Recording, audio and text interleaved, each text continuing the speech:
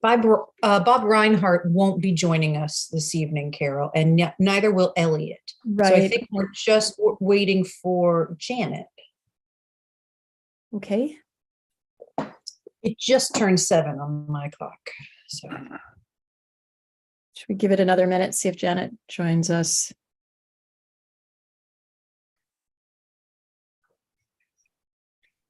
By the way, I got my textbook for the planning, the zoning and training thing coming up. Man, goodness, I haven't had a textbook that big since MBA school. There will be. you should have gone for watching a movie on the plane. I don't know what you were thinking. Good for a transatlantic flight. Mm-hmm. There's Janet. Yeah. To Osaka. Hi, Janet. Hi. Oops, I'm muted. No, you're good. We can hear you. Oh, I'm good. Okay, good. Yeah, we could hear you. Okay, Good. great. Well, it's 7 o'clock on my computer, so I'd like to call this meeting of March 2nd, 2022 of the Planning and Zoning Commission of Madison to order. This being our first meeting of the month, it's our planning month, and we're concentrating for 2023 on our updated plan of conservation and development, which is the first item on our agenda. So I'd like to turn it over to John and Steve and Aaron. Thanks, Carol. Turn it over to John. Pass it along. Are you there, John? Oh, Yes. You froze for a second. I'm here. That was just emotionally. Okay.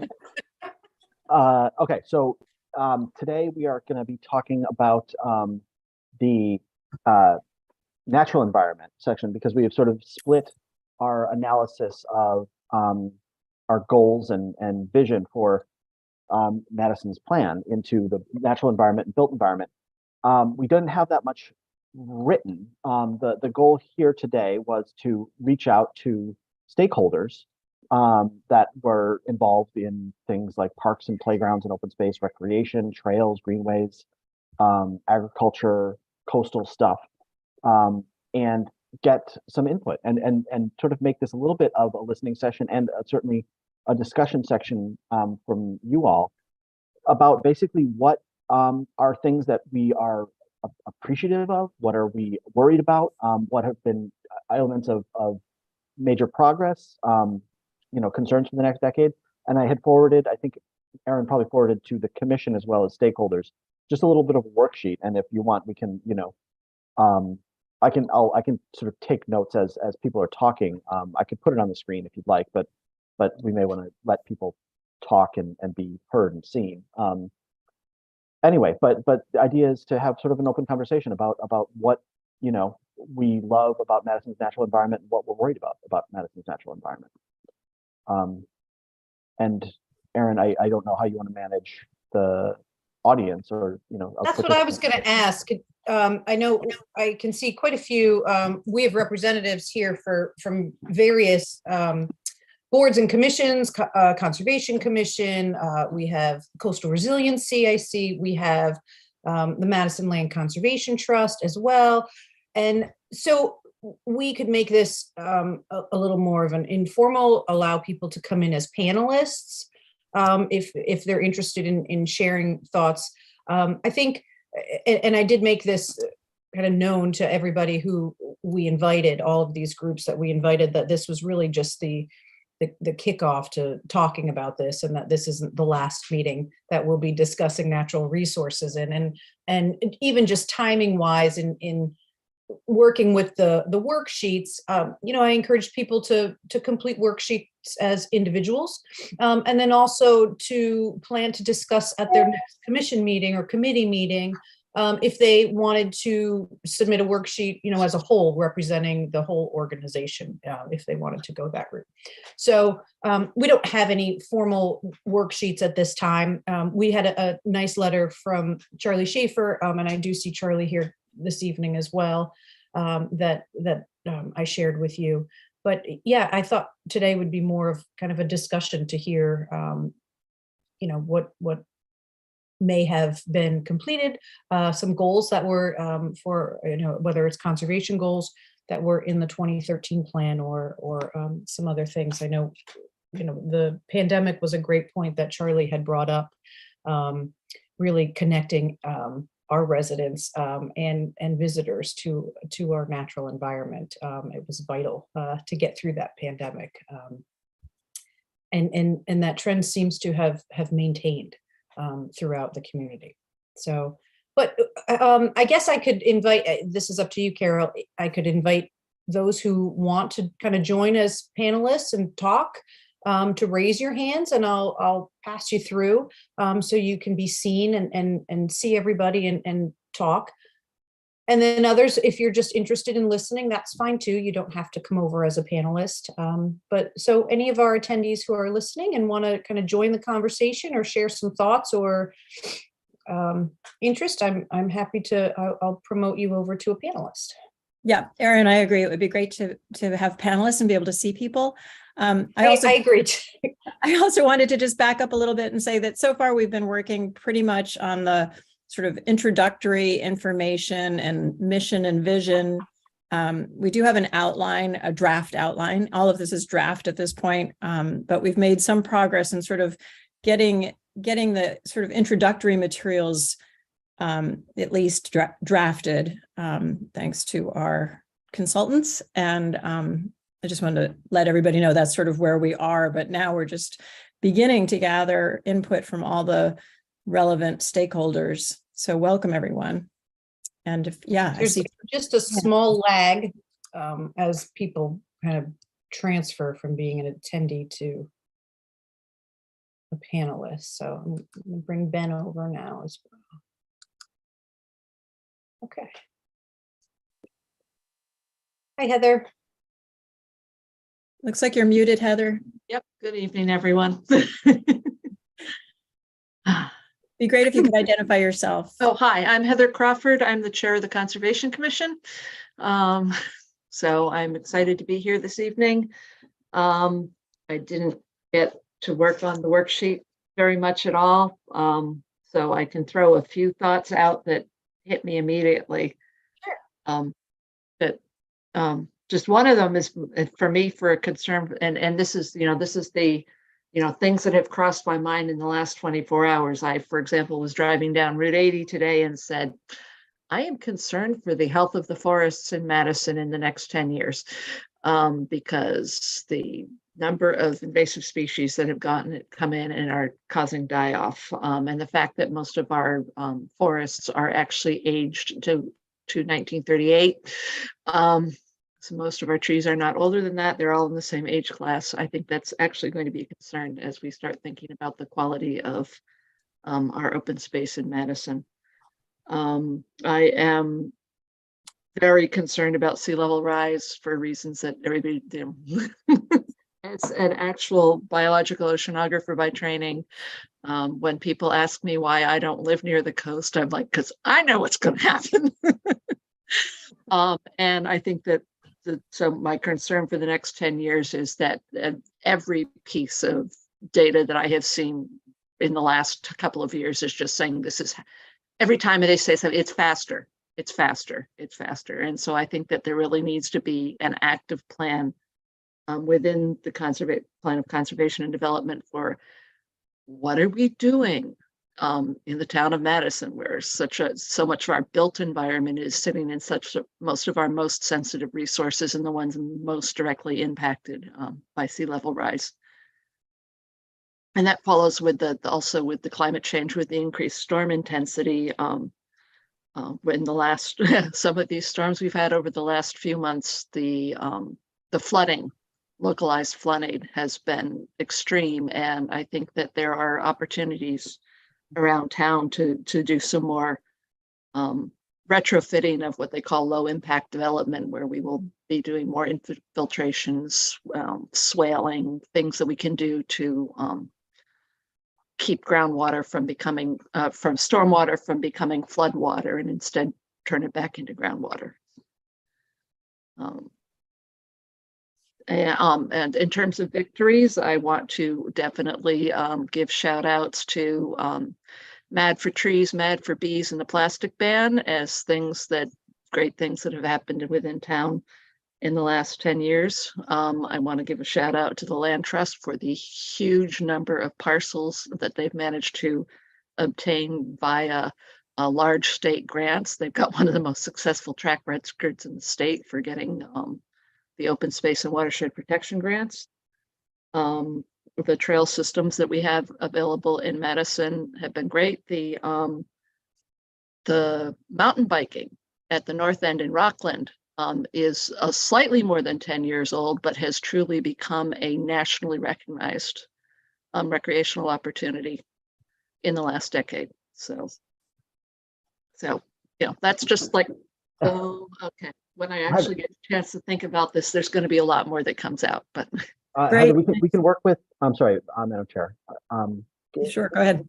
Heather, I'm sure we can get some of this stuff from Aaron also, but would it be possible for you to share sort of the basic information about like some of the more recent acquisitions of open space, so we can do some mapping and delineation of that, as well as I'm Sure. curious to hear more about the Mad for Trees and Mad for Bees efforts. Those are, if Okay. there's information. There's you a could gentleman add. named Fran Brady who is probably lurking in the background, who was the spearhead for both of those, he and his wife Kelly. But I'll be happy to give you my information. And Ben Diebold, who's also on as a panelist, is the president of Land Trust, so he can talk with you about the specific parcels. I just wrote letters of support. They did all the work. Yeah.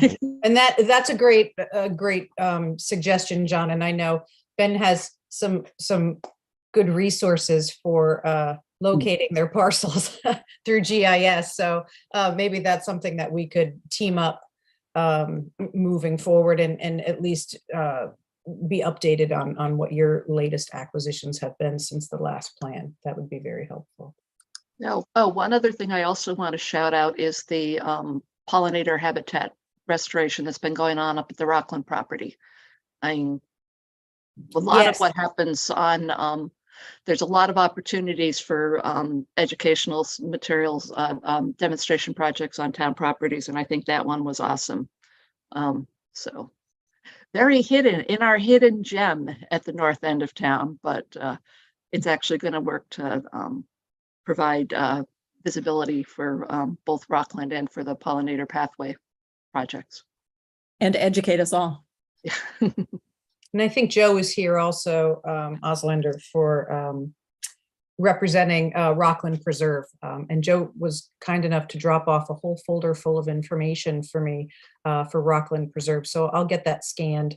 It was in all sorts of shapes, and I apologize. We had some interviews in hopes of finding some additional staffing today. So, but I will, yay.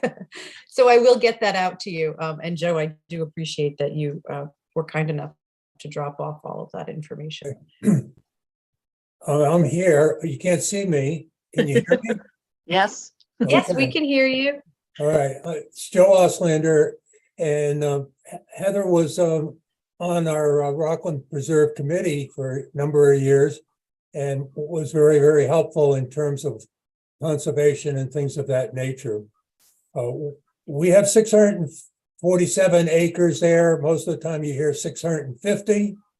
If any of you have not been to Rockland Preserve, please let me know. I'm willing to give you a guided hike and share with you information that you probably won't see on paper someplace. But it would be, my only warning to you is that if you do go, the chances are very good that you're going to want to come back and then come back and keep coming back. And part of the reason for that is really there is so much there, so much with nature, so much with the different seasons. We have glacial erratics there that are as big as 2-car garages. We have a place called Cone Pond, which part of it is owned on one side by the Regional Water Authority because they own land around us in many places. And they really like that because that's water that they can use that we don't use for anything ourselves. But that is one of the last peat bogs in Connecticut, the Cone Pond. So we have things like that in nature. We have a charcoal site that I built years ago because my father and his brothers were in making charcoal in the woods. And the site that we have now, we bring third graders there to see how charcoal was made, to smell it, to look at it, to touch it. Heather is one of the instructors as well that does this, and it's a wonderful experience for the kids. There are so many positive things. One of the things that we insisted on was to have a youth campsite for Boy Scouts and Girl Scouts, and it is well used. There's 2 or 3 troops in town that use it.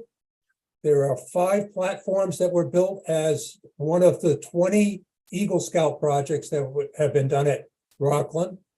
And bordering this piece of property, besides our 12 major miles of hiking trails, there's 20 miles of single track bike trails, but there is the great national trail, the New England Trail.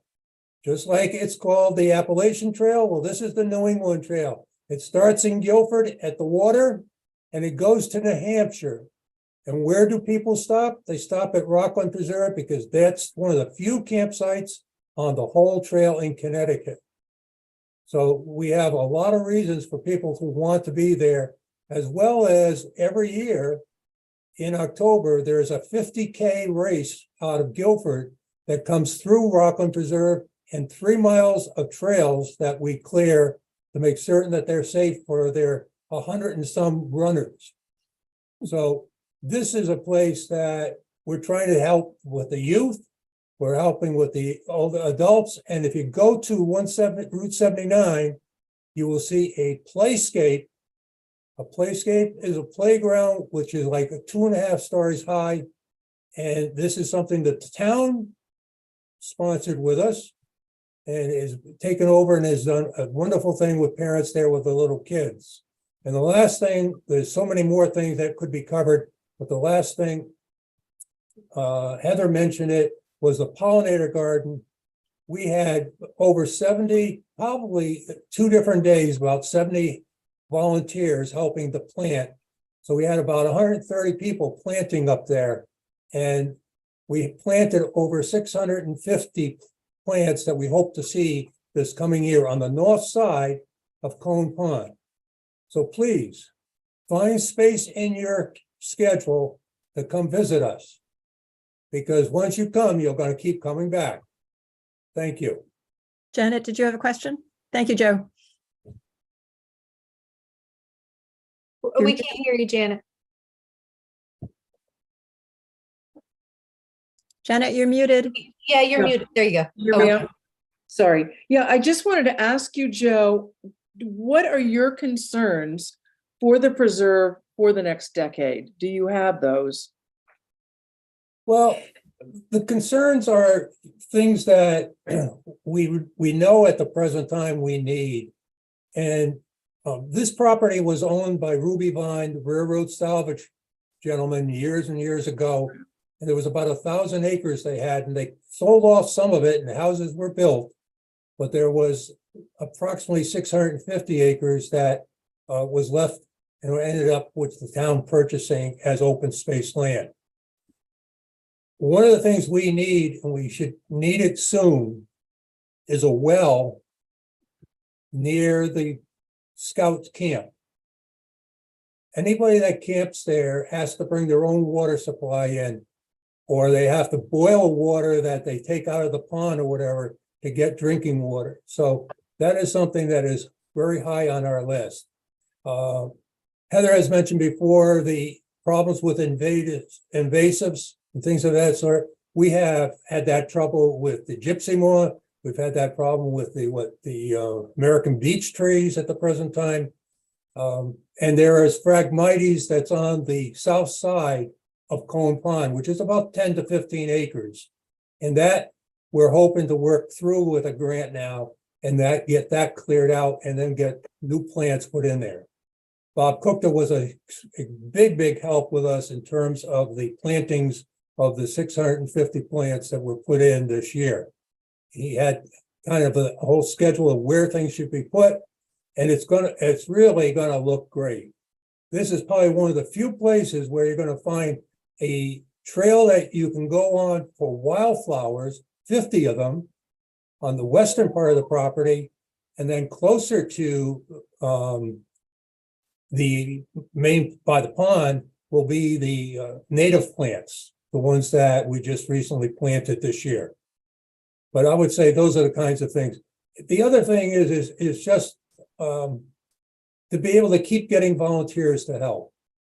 We were fortunate with this program to actually get Quinnipiac University students. 20 of them come out twice to help us with the preparation. So the cooperation with the fire department in North Madison, the cooperation with the beach and rec department, with crew people helping us get things in there, were just amazing. This was really a plan that we were sorry in ways that it ended, but we were glad that it ended too, because it was a lot of work to get those plants in. Thank And- you. Joe, some of these projects around Cone Pond, correct me if I'm wrong, but these were funded through American Rescue Funds, correct? That's correct. And including this upcoming invasive removal project along the pond, and I was lucky enough to get a tour with Cecily around the pond, and she explained to me that you have goals of putting viewing platforms for visitors near the pond as well. I'm glad you brought that up, because that's one of the things that we really are fortunate to get the help. You know, when I say we had 20 Eagle Scout projects, they have made a difference in the use of the property. It has covered the cost of items. It's given us free labor on things that we desperately needed. We have down at Route 79, we have now a bicycle machine type thing where if someone needs air for their bike tires, they can get it right there. We got the equipment all set up. So there are things that are being done that we just keep getting help from people around us. So that's very important, and we're hoping to be able to keep doing things like that. Great, thank you. Ben, can we turn to you? Hosh Gildenez? Hi, Carol. Thank you. Ben Diebold? Yeah, thank you, Carol. Thank you, Aaron. As previously mentioned, I guess I'm president of the Land Trust, so I'm happy to be involved in this process and looking forward to it. And I guess from our point of view, I mean, we haven't had a chance to formally respond to the worksheet yet, but we certainly plan to, and we'll have some feedback to offer. Carol mentioned, or Aaron mentioned, the grants, and we have been very successful with the grants. I'm happy to take a victory lap about the grants, which other people did most of the work on, but I'm happy to take whatever credit I can for it. But the plan of conservation and development from the prior generation, I guess 2013 or whatever, has been a really important document for us in preparing these grants. And it's something that we go back to over and over again when we are writing the grants. So it's a really important document for us. And I certainly hope that the current version of the plan of conservation and development will be at least as strong on open space issues and reflecting, Madison's commitment to open space conservation, because that's something that has made a material difference to us in these acquisitions, which are pretty significant. I mean, we've added, I don't know, probably close to 1,000 acres in the last decade. So it's quite a bit. And Ben, may I ask, is there a general strategy that the Land Trust has pursued in terms of identifying and prioritizing acquisition? There are, yeah. We look for Well, we look for large area. I mean, a lot has to do with what's available to us and which landowners are willing to work with us within our time frame. So that automatically rules certain kinds of acquisitions out. But we definitely target large contiguous spaces, spaces that are contiguous to other green space areas, and spaces that are in the, you know, sort of waterways that we're particularly interested in, which would be the Hammonasset and Neck River watershed zones. And fortunately, we've been able to hit those targets a lot. I mean, the Regional Water Authority, you know, released around 150 acres near Summer Hill, which we've been able to acquire over the last few years in a couple of different transactions. And we did the 83 acres at Lowry Woods Community Forest, which was a joint open space watershed land acquisition grant and a U.S. Department of Agriculture Community Forest grant. So it's a very difficult process. It took us 4 years to carry that one through. But that one's, you know, key to a Neck River watershed because the Neck River runs all along the western part of that property. And yeah, and we've identified some other properties that we're in the process of acquiring. Can you disclose what the top priorities are now, either in general or in particular? Well, we're working on acquiring a 30-acre parcel near the Hammonasset River, which is a really wonderful and remarkable property just south of Green Hill Road. We have already won a open space watershed acquisition grant for that, which funds about half of the purchase price, and we're waiting for the state to release the funds, because it turns out that being told that you've won a grant only gets you about halfway there. You still have to, you know, there's a long way to go to actually receive the money. So money hasn't been sent by the state yet. And so we're still working on raising the other 50% of the parcel, and then we'll go forward. Approximately how much is the land trust paying for the land per acre? Per acre? Well, 30 acres and $900,000. I don't know. That's complicated math for me, but you can probably figure it out. Me too at this hour. I got it. Thank you. $3,000 an acre. There we go. Thank you. Thanks to Bob. You're right. And Ben, do you have concerns at this point, or do you want to, I mean, this is just a very preliminary conversation, so. Well, I guess my concern would just be, it would kind of revolve around the conversations that we were having with the Winter Club application of recent months, where all of a sudden open space parcels and P490 parcels and non-conforming parcels, and all of a sudden this menu of 3,000 acres and hundreds of parcels were certainly on the table for the expansion of planned development district zoning.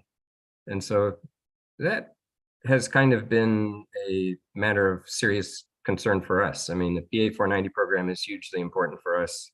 Non-conforming properties are important. I know these all sound sort of weird and technical or non-interesting, but it's we were very concerned about that sort of, I don't know, expansion of the planned development district zoning possibility. And so I think Madison maybe has some decisions to make about what kind of town does Madison want to be over the next 10 years, and how sort of unshackled with these, I don't know, you know, where does it want to go with these planned development districts? So I just think that's a really big, important conversation. And were those two things related?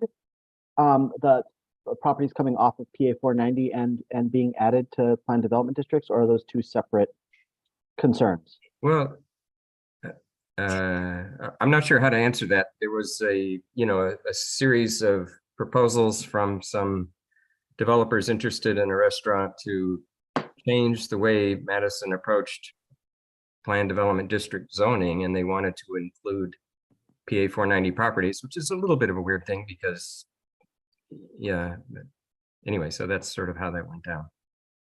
It was great, though, to get such a reaction, Ben, and to have a unified voice against it. Yeah, I think people were a little surprised at the extent of the proposal, especially as it revolved around a steakhouse on Route 1. I just want to say follow up because it was a concern for the Conservation Commission as well as just because it opened things up in a way that we were, didn't get a chance to evaluate. We would have loved to be able to provide some feedback. But I was, so it's sort of in the 10-year plan for another concept is I was February 1st, I went to a Connecticut Land Conservation Council.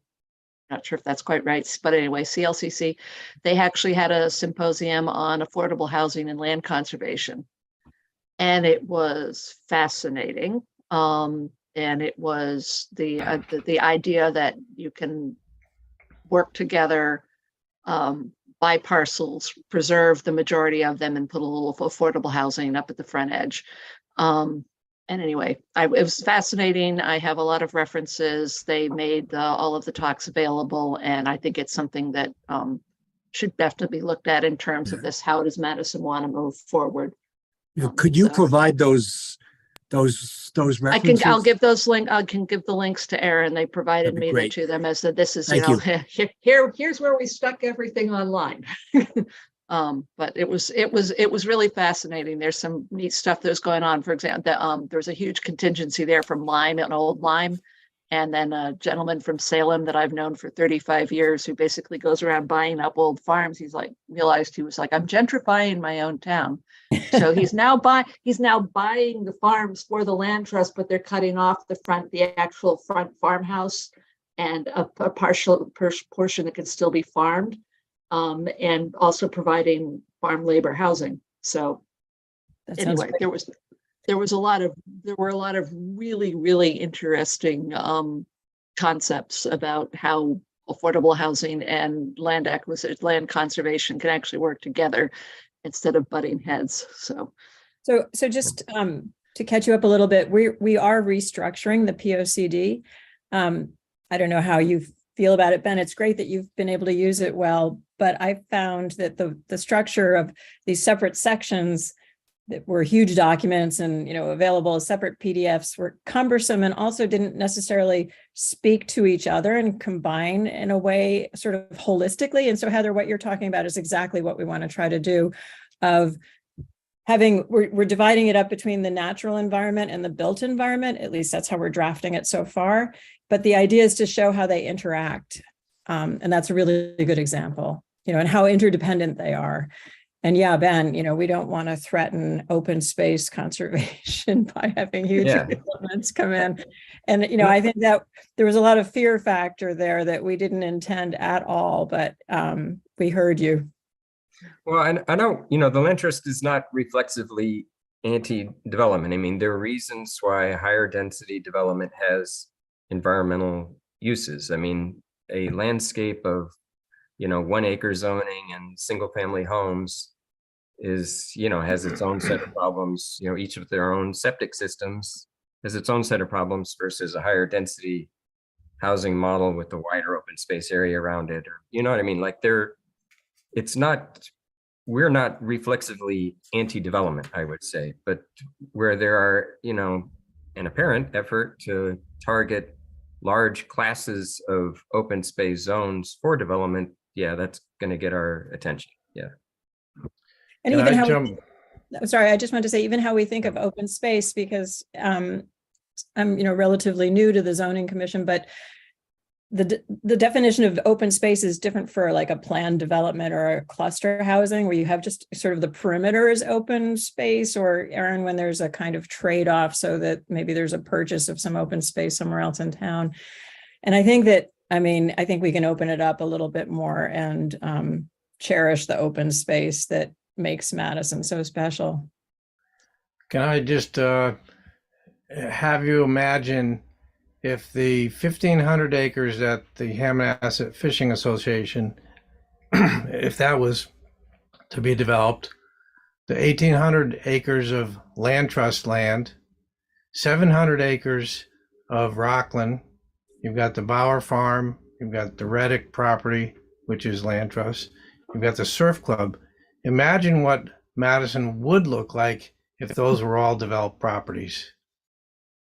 Those are our natural resources that provide services for free, flood control and clean air, recreational activities, education, just open space during the pandemic, of course, walking all the trails for everybody for free. So that's a good third of the land area of Madison. So if that suddenly got opened up, what would Madison feel like driving north of the Circle? Like, I think also, Bob, just to kind of clarify, the proposal that was before the commission was not to encourage development of open space or town parcels. I think there were some miscommunications along throughout that public hearing process. But that's what it felt like.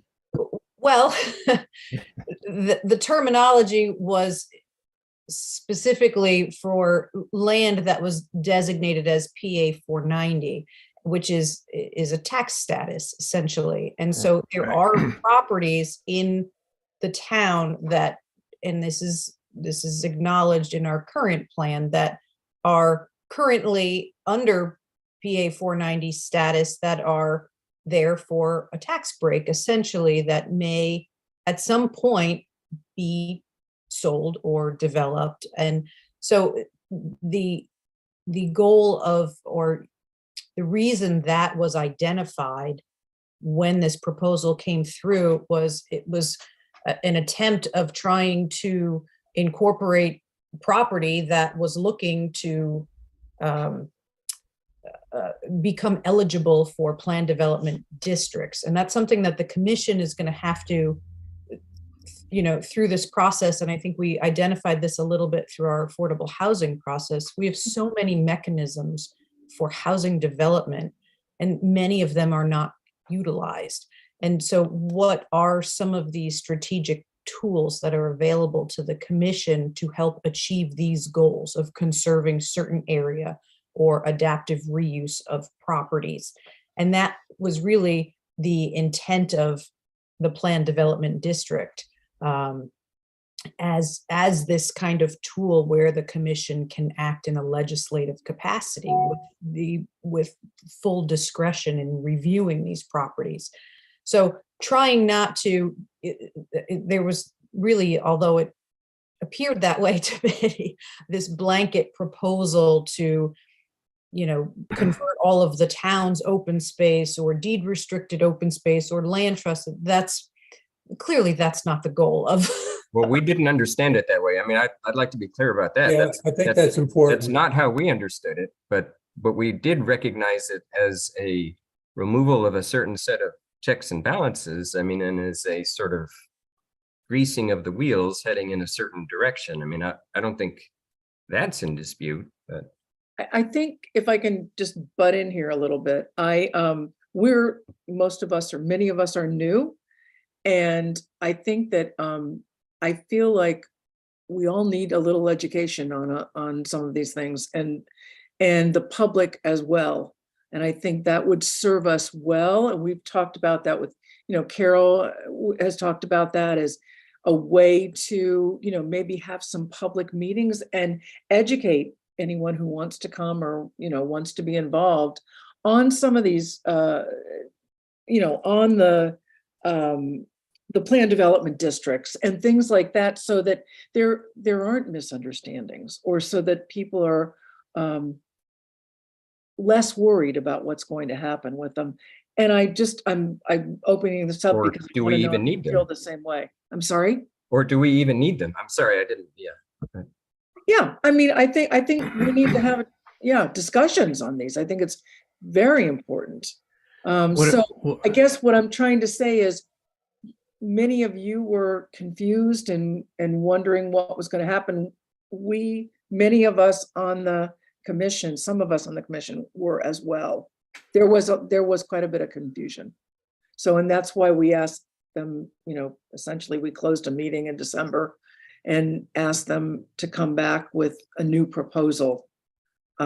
So we heard your concerns and have our own concerns. So I guess I'm asking you, do you think it would be helpful to discuss some of these things, some of these ideas more in a public setting Sure. for education purposes? I mean, we can even do it in the context of the plan of conservation and development because Sure. it's really appropriate. So it would be great to have an open forum about That that. ties us, yeah, to the built. Yeah.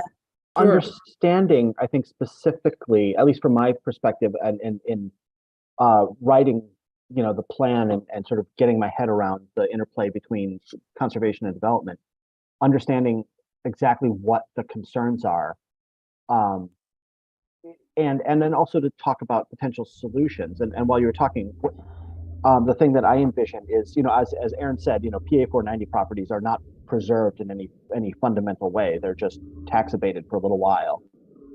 But if there are significant properties that have been taking advantage of that are high priority for the Land Trust or the Conservation Commission, there are things that the town could proactively do, like approaching those property owners and offering to purchase a right of first refusal should their properties they choose to bring their properties off of PA 490, for that the town would be able to put together the funds to acquire them, instead of seeing them be developed. But obviously private property owners with unprotected land can do what the regulations allow them to do.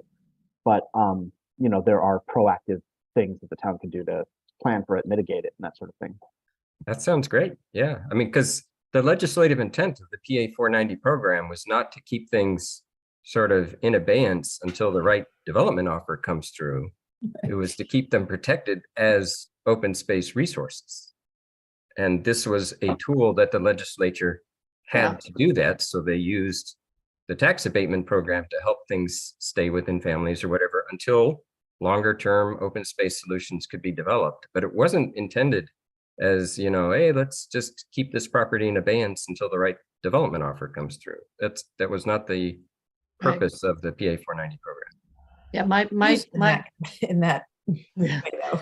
It's definitely used that way. I think that one of the things, and that brings up is one of the things for PA 490s, it's divided into 3 parts: farming, forestry, and other forms of open space. And I think that's one of the things we also need to spell out, because given another one of my 10-year concerns is that, I would love to see more farmland preservation and utilization. There's a lot of other really interesting projects where something like the Reddick Farm, somebody could be paying to hay it, or to actually run the things. And that I know the property that you're talking about off of Green Hill there, Ben, that somebody has been using it as a hay field for decades. And so that's just, it's a way to keep it in agriculture as well as and keeping it conserved, which was the goal of 490. It's the farmer can't afford the taxes, so they're not going to keep it in a farm. So they're can't afford to keep it in a forest. So, for the taxes. So, and I'd also, I'm sorry, Heather, go ahead. No, go right ahead. You made me think of another property that has been on my radar and the town of Guilford's radar, and that's the Walner Estate property. The parcels in Rockland, yes. Yes, just adjacent to Rockland, and that is, I would add that as a goal, as whether it's called out specifically, but we have been trying to keep in touch and speak with Abby Lebo. It is one of the daughters who is trustee of that estate, and finding funding sources. Our open space reserve fund is not growing at the rate that we would like it. There are not regular deposits into that from the town. Really, it's only growing based on fee in lieu for open space, for subdivisions. So it really is not sufficient to really purchase land. And when you look at some of the tools that some of our adjacent communities have, whether it's bonding or something where the town, Guilford has quite a good program. And along those lines, they actually have a land acquisition committee who actively works to try and acquire open space.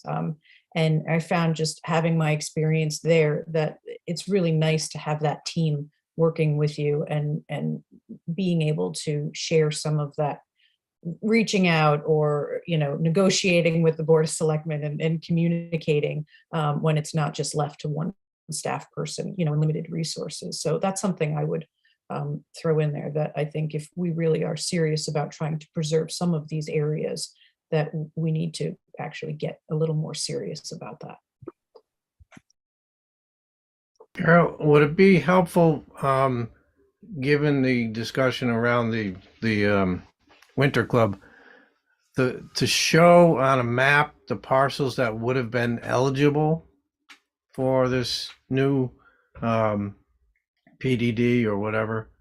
I mean, are we talking 5 or 10 acres or 5 or 50 parcels, scattered throughout the town? What would that look like what parcels would actually be eligible?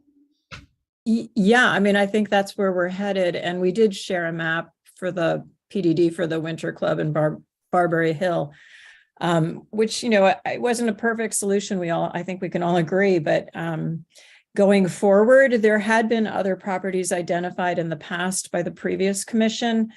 And I think we can start there, or we could maybe even, start exploring other options. Aaron, I don't know how you as town planner would like to proceed with that, but definitely it would be I think it should be part of the POCD and as transparent as possible. Picking up on what Bob just mentioned in terms of identifying, it might help if there was a list made of what does not fall under this PDD plan, district plan, and what does. I think that's still confusing out there. I think there are people out there that think that some of the land that is at Rockland Preserve could be chopped off and sold as private property for houses. There's other parcels that are around that people think the same kind of thing could be done. You could take part of that parcel and sell it. Whereas if we really are going to do what taxpayers, I think, wanted years ago when they said open space, when they voted for something, they meant open space. They didn't say, 10 years down the road or 20 years down the road, do something, we're putting 10, 15, 20 houses on that. But I do think maybe if there was just a list of these are the things that are not included in this, and these are the things that could be considered in these things, and not get into, because people, when they see it, they're going to say, well, you heard it someplace, but you're interpreting it. No, I want to see it on paper so that I can show it to somebody and they can say, oh yeah, you're right. I agree with what you just said, because that's what the commission did. They made a list and it has the yeses and it has the no's. So there we go. And yes, we will have maps and overlays of maps, and Ben, you'll probably be tapped for some help. But we've talked about having different kinds of maps than what the previous POCD had, so it's, I think, more clearly defined. And we've talked about having even just a map of what is actually buildable land, and I don't think we have that yet. I know, Aaron. That would be awesome. And then you can see everything else. We do have very useful maps in the 2013 POCD, but I think we can update them and improve upon them. And Ben, you and I have talked about combining natural resources and cultural heritage cultural resources, into one map, so that you can also see how they're interrelated and interconnected and important to preserve on all levels. So any other ideas are welcome for different kinds of mapping, just to clarify and define, so you can see what are our goals for the next 10 years, and for the Conservation Trust, the Land Trust, to have, let's connect the dots. Let's show those properties that are hopeful properties to acquire. Aaron is. Yeah, and that would be something also, I think, Heather, I think, was tasked in the last one is the open space natural resources inventory. Yes. I'm going to carry that through to this plan. Yeah, that's our Because- state mandate. That would be, and as you said, this interconnected, this runs across many opportunities that we have in town, connecting open space, connecting bikeways, pathways, trail systems, and through GIS, all these are opportunities that we can make these things more readily available to the public. I mean, we don't have a public facing GIS system currently, and this is something that we're on the right in the process of establishing with a new company. And so these are opportunities, I think, that if we get these mapped and just having what's visible, links to the land trusts, properties, and town-owned open space, our parks, and having that readily accessible on the town's website is a great resource. I would love to make that one of our goals. It's something we've been trying to do for 17 years with the Conservation Commission, is just actually get an up-to-date map which says these are actually all the town properties. Everything we do it, and then we and this was when you all had to do it in hard copies and put them up, the 24 by 36s up, and have people walk by and go, no, you missed that one. No, you missed that one. That's not town property. Well, when people move to Madison from there. Yeah. Exactly. For new residents or visitors, having that link. Yeah, I mean, I sitting on my office wall, I have a map from the 1960s that a police officer used, where he used to draw the new roads in, because it was during peak development. And so he'd draw the new roads in for where they had to try and figure out how to get to. And it's like, we're way past that, but it's difficult to use in town. Heather, I'm enjoying zoning maps that show all the 1950s or 1960s property owners. It doesn't name the street or anything. It just tells who owned around it. Mm-hmm. Mm-hmm. So The old deeds are a lot of fun too, where they mark from a tree to a stone wall to a. Right. Mm-hmm. So there's room for improvement, and you're right. I think it's been on the previous two POCDs to upgrade to GIS. So let's do it. What other concerns? Oh, I've got Walter Welsh also looking to come over, and he's one of our coastal resiliency commissioners. So we haven't heard a lot on that end as well. I see Chris Boynton here too. Chris, you're here representing I'm assuming you're here representing our baseball community, right? Yes, I am. Thank you so much for having me. I'm coming from our active recreation. Do you have any thoughts as well? I was just taking this all in, and thank you for having me on the panel. And it's great information out there. My position is with Madison Little League, and obviously my focus over 10 years would be trying to retain as many open spaces as possible for youth recreation. There's a lot of buildings that are going to be taken down in the Jeffrey School project and the Ryerson School project, and love to see that sort of open space go towards, the ever-growing need for more youth sports fields, because, obviously open space is important all around, and getting kids out and getting exercise and having them out of the house and off of electronics and enjoying the outdoors and being a part of a team is a great goal for us. Sounds good. Thank you. Great. Yeah. And also maintenance and needs. I know you're quite active with Austin as far as specific improvements, partnerships. Often these are yes. Youth sports teams. You serve on fields committees and help to make improvements to town-owned property. So continuing that relationship is actually quite beneficial, I think. We do have a whole litany of projects. I've actually been meaning to reach out to you directly. We have a whole litany of projects that we're trying to go through as donations from Little League to the town. We our biggest, well, it's not quite a victory yet, but we did get an opportunity to have some of the ARPA funding go towards our Nelson Light project, which is something that we were working for. I think the organization's probably been working about the past 2 to 3 decades trying to get lights for those fields so we can extend our playing time for the kids down at the surf club. So, but we have a whole list of things that we have through fundraising and sponsorships, fixtures that we want to donate throughout the town onto those sports fields. So it's just got to find some more time in the day to get it all done. Chris, may I ask, is your projection for the next 10 years more about sort of maintaining and enhancing the facilities that sort of already exist, you know, to, as you say, to add lights, to extend, you know, playing times and making sure fields are in good shape? Or is there concern about current resources not being available anymore, or the projected need for more, you know, acquisition of more or conversion of some, you know, town land from a passive use to a more active use?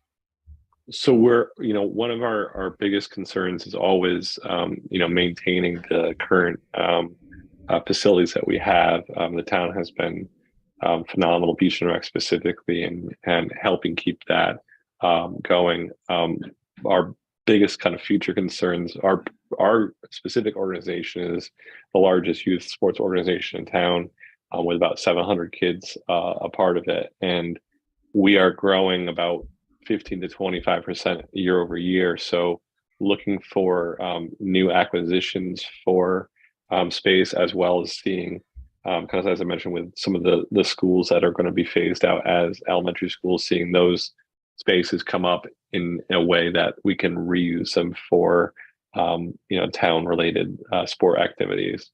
So it's kind of all threefold, really. Right now, we hope, fingers crossed, it is, knock on wood, we don't see any of the maintenance support go away from the town. They've been, you know, phenomenal in that support mechanism. Chris, to pick up on that, do you feel that, or do you hear from members of the baseball or the sports community that there are not enough resources in North Madison area, or that everything's focused down on the shore area? Is there ever a concern of that?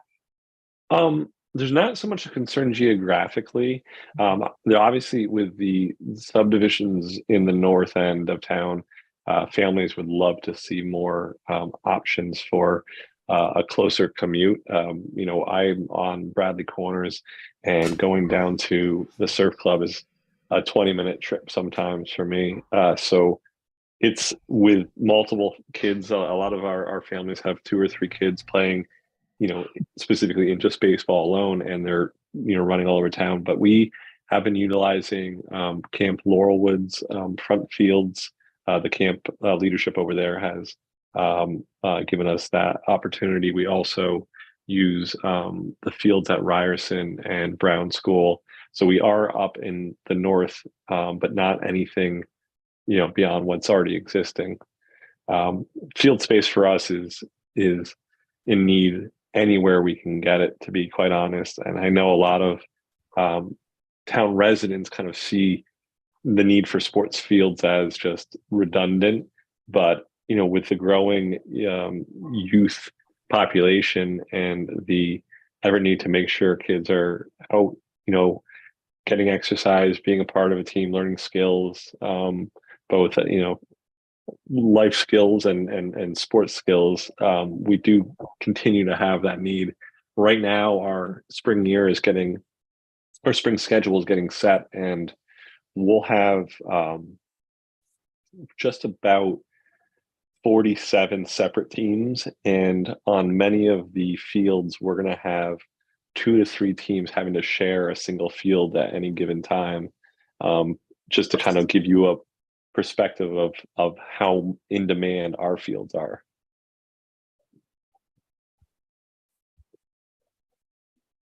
That's helpful. Thank you, Chris.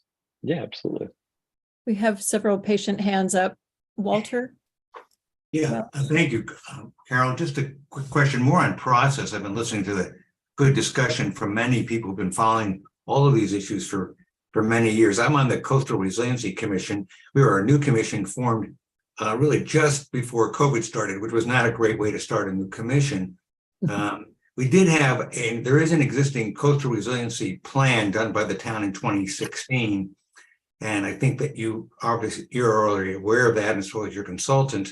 But I think we're looking at, how do you make these plans, a more general question, how do we make these plans work, whether it's the plan of conservation and development or the coastal resiliency plan? I know on the 2013 plan, there's a good chart of what progress we've made, but who sort of oversees that to make sure these plans get carried out? And I think that's something you're working on your introduction, something for us to think about. How do we go forward? I'm looking at, there's inland wetlands, there's planning and zoning, there's the Conservation Commission, all very concerned commissions on this, and then folks like the Land Trust, all concerned about this. But how do we sort of move that as a process matter and really make this maybe come more from the consultant? How can we move that forward? Because we can go back and look at our coastal resiliency plan, and we know we've got a lot of what that wasn't such a big word back in 2013. It was sustainability, but resiliency really is critical to the whole town, not just the coast, but to also all of the towns that are along waterways and subject to heavy flooding. So our thought is just, as from a process point of view, you don't need to answer it now, but think about how we can get a plan that won't just go to the shelf, but will really be carried on and used. How do we do that in a way? And I'm not sure that anybody has a single answer, but our consultant might be able to help us on that one. Great question. If I could just offer a short answer, it needs to be somebody's job. In short, and it doesn't need to be all the same person, obviously, but a plan needs to have actionable steps. It can't just be make the town better, make the town resilient to inundation. It needs to be broken down into actionable steps, and those actionable steps need to be somebody's job. And whether that somebody is Aaron or Parks and Rec director or the Board of Selectmen, Board of Finance to put aside X amount of dollars, or the Land Trust or Conservation Commission to actively talk to potential property acquisition owners. Each step needs to be somebody's job, and that person or entity needs to understand that that's their job. And then to know that everyone else is watching to make sure that those things are measurable. But yeah, goals are nothing without accountability to accomplish them. And I know that's hard, but thank you. That helps, and it's sort of a plan, at least, how to go forward. Thanks.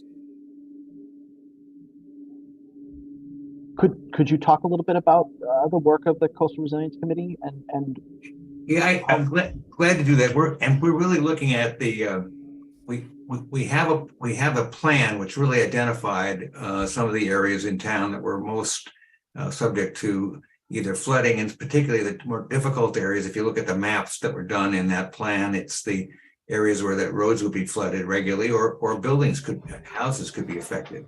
And one of our goals was sort of do more on education, and we haven't done much on that. I'll be the first to say that it's something we wanted to do, but we ran right into COVID. And Hank McGuire, I think he's listening. He's our chair, and he can correct me if he can't get on. He can always call you and correct what I've said. But we really look to try and do some education in that area. We spent some time looking at a floodplain ordinance that wasn't well received by the one we were looking at, so we may come back to that, or the Board of Selectmen may come back to that. But I think more on education, and then I think the real issue is what can we do to encourage protection of the wetlands, whether it's in the coastal area or in other areas. And that means we're going to have to work with the Inland Wetlands Commission as well. And they're more in a role in our town of approving or disapproving developments. But we're looking for what else can we do to encourage the protection of wetlands and also the increasing wetlands. Thanks. Bob O'Connor, did you have a question? Yeah, well, this goes back to, well, first off, I do want to thank you, Walter, for your wise comments there. I think that the point of all this effort, if it just ends up with something that's on a shelf, we've wasted a lot of people's time. So I think thinking seriously about what we can learn from other communities in what they've done that's worked or hasn't worked to encourage implementation seriously over time is something that should not be left to the last moment. I guess another kind of question or thought, Chris Boynton, I know that we don't expect huge increases in the youth population, but I suspect that one of the reasons for the perhaps need for more fields is that young girls, I'm showing my age here, but back in the last century, before World War II, I'm not quite that old, but anyway, athletics was seen as something important for boys to do, not so much girls. And I think we've had a very healthy change, which I think has probably put much more pressure on your organization to make certain that they have places in fields. Correct me if I'm wrong, please.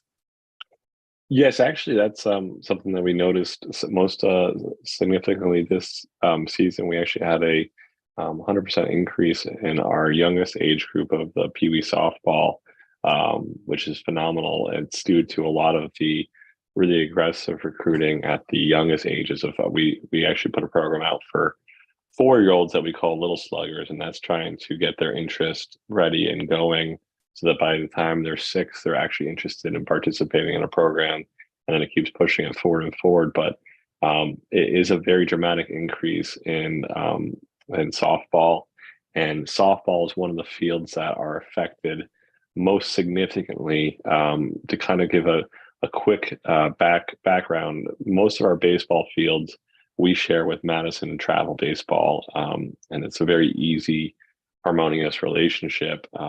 Softball, a lot of their fields they share with Hand softball team as well as Paulson middle school softball team, and it's a harmonious relationship there as well. But their needs from the school greatly outweigh the needs of Little League. So oftentimes we're the lowest man on the totem pole for field use.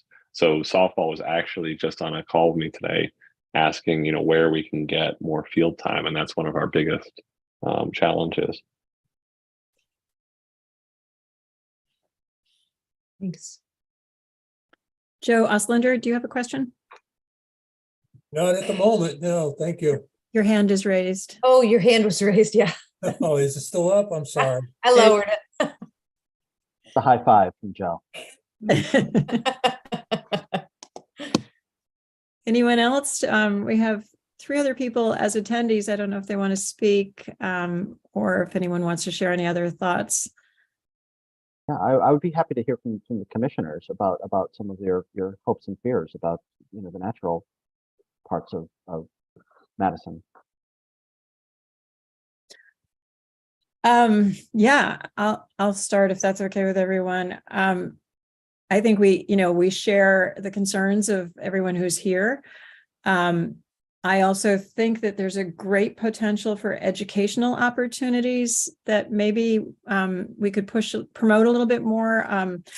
I was lucky to raise my kids in a town that had a really amazing program through a community supported agriculture program, and the middle school had a tapping program for maple and a sugar shack for making maple syrup. And I see the changes through the schools restructuring and the new Green Hill Road property, and that just seems to open up connections along the whole Neck River area.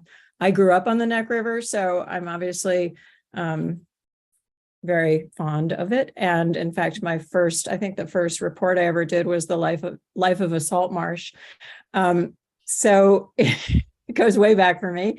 And I think, in balancing the north and south parts of town, that's something that we need to think more sort of cohesively, or holistically about, so that there's much more connection. And I'm going to stop here because I could rattle on for a while, but I'd like to hear from other people. John Morgan here. Carol, same kind of not concern, but I think that the education factor is big here. I mean, I worked in Hartford for many, many years, and you drive up 79 to go up to Hartford, you see these vast amounts of open space. And I think as as a citizen in Madison, you know, well, we got all this open space. Why do we need more open space? What, you know, why aren't we developing more housing or you know, whatever? But if we have some sort of interactive mapping, Aaron, like you said, where people can get on and they can lay the different views, just understanding of what we have and how it can be used, how we want it to be used, I think is really, the education is I think key.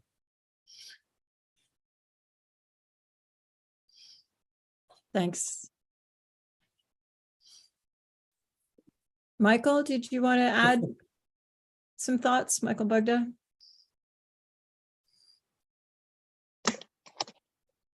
No, ma'am. Okay. Carol, I have just a comment regarding what John just mentioned about open space above Route 80 on 789.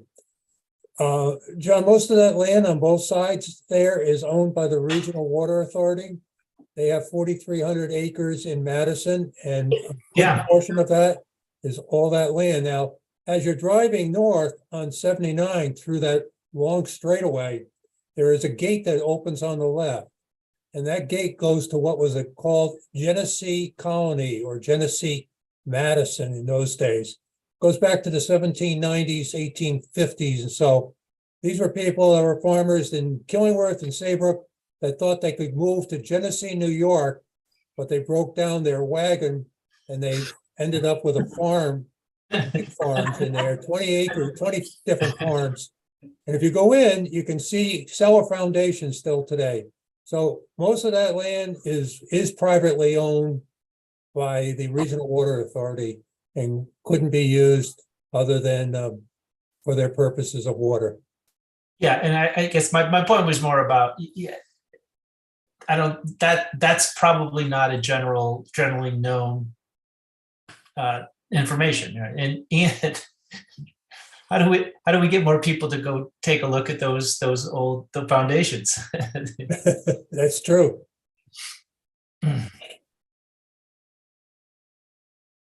I guess I have kind of a question, which is it may be embarrassing for me to ask it because it shows laziness on my part. I'm not really familiar with the work of the Coastal Resiliency Commission. And I guess, Walter, how did you guys define resiliency? I think there's a lot of different definitions out there. Go on mute, sir. Just all right, I muted it just so I didn't bother anybody. Yeah, I think, it's defined. So I'm not going to recite it. It is defined in the plan, and that is on the town website. And I should look it up right now before I try and read it to you. But you're really looking at a way of just responding to sea level rise, and so you can do it with, we call it, the general concept was adaptation. So you can protect, you can back up, or you can raise your structures. So you can do hard and soft protection. Again, I always have to go back to the plan to read it to give you the exact words. So I'm paraphrasing. But if you look at the summary of the plan, it pretty much covers it. And what we're looking at, I think, is a question of resiliency. Not only everybody could see the shoreline, but really thinking about with some of the violent storms that not necessarily Madison have experienced, but other parts of the state, we need to make sure we have the other parts of town which can be subject to flooding are also resilient. And most of that comes from the wetlands. And so that's really what we're looking at. But then you think about this, either nobody loves hard protection, that's one way, walls, soft protection, dunes, that kind of thing, or in some cases, moving some things back. And the best example of this, and we can say it here, is if you look at, instead of looking at individual property, if you look at the town property at the surf club, what's going on there? There's sands, there's dunes, there is some hard protection for the beach, and there may be at some point looking at what to do with the surf club. Rather than improving the building, should we do something to it, move it back, those kinds of things. That's just one example of thinking about how you make the surf club more resilient. Thanks.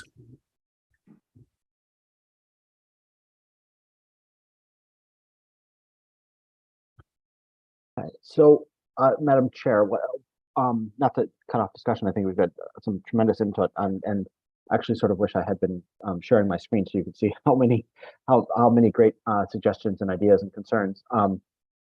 Aaron, maybe what I would suggest is we could maybe resend the worksheet that's sort of populated with the ideas and suggestions from this evening, and I'll share that with you, and have people add or annotate some of that to kind of build a collective set of findings and ideas, and then we can sort of start putting some narrative elements to this. And I think the other thing that we want to do is collect some of these things, the maps. I saw on the Rockland Preserve website, there's great trails maps and descriptions, but also from the Land Trust, Open Space Holdings trail networks around town, and some of those things, so we can kind of start to assemble these pieces into the natural environment section. Mm-hmm. I can do that.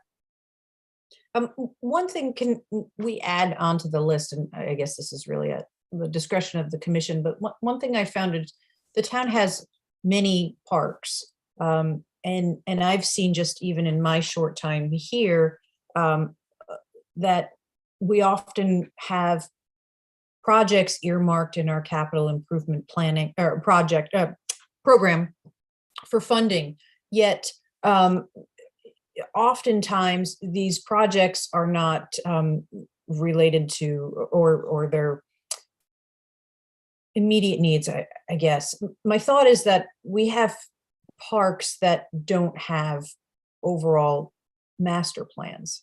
And in looking at the town as a whole, our parks and recreation, I think the last master plan that we've had for our town is 1988.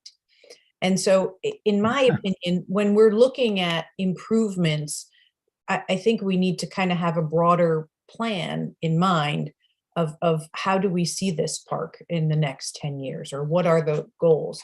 And that's something that I just think we may want to a little more holistically look at these properties and see. I know, Salt Meadow is a great example where we have the preserve, and this was a special exception use. And then some of those ideas, whether it was cost prohibitive or not, those improvements weren't made. And then as we progress through the years, changes are made, and then we slowly lose sight of what the plan was, the master plan was, or changes. So that's something that I would recommend, and that's really not on this commission, but it's on Beach and Rec Commission, or the smaller committees who represent, and those are the advisory committees to those parks. But I think that would be beneficial to our community to have those that we can refer to for funding reasons or for just general support for projects.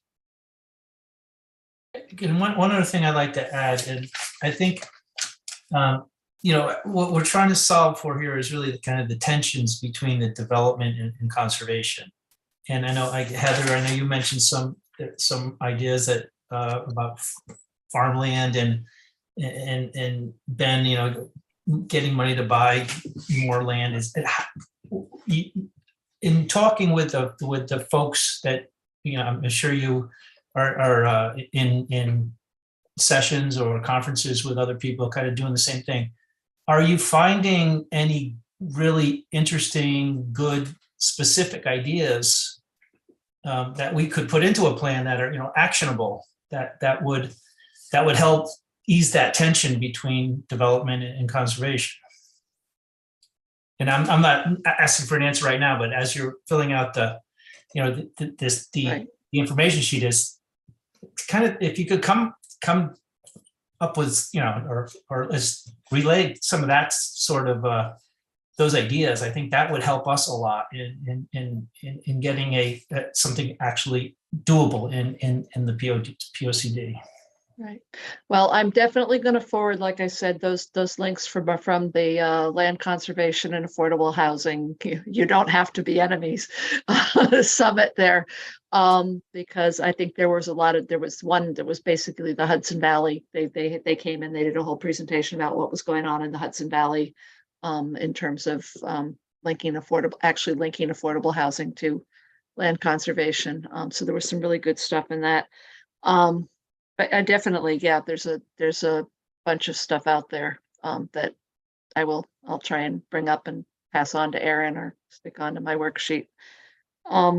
I just wanted to say for a wrap up is, Carol, you said something about, the connection between North and South. And I think it's really important because we do, everything flows downstream. Yes, that's the whole natural thing. And in Madison, we've sort of built our environment from the shoreline up.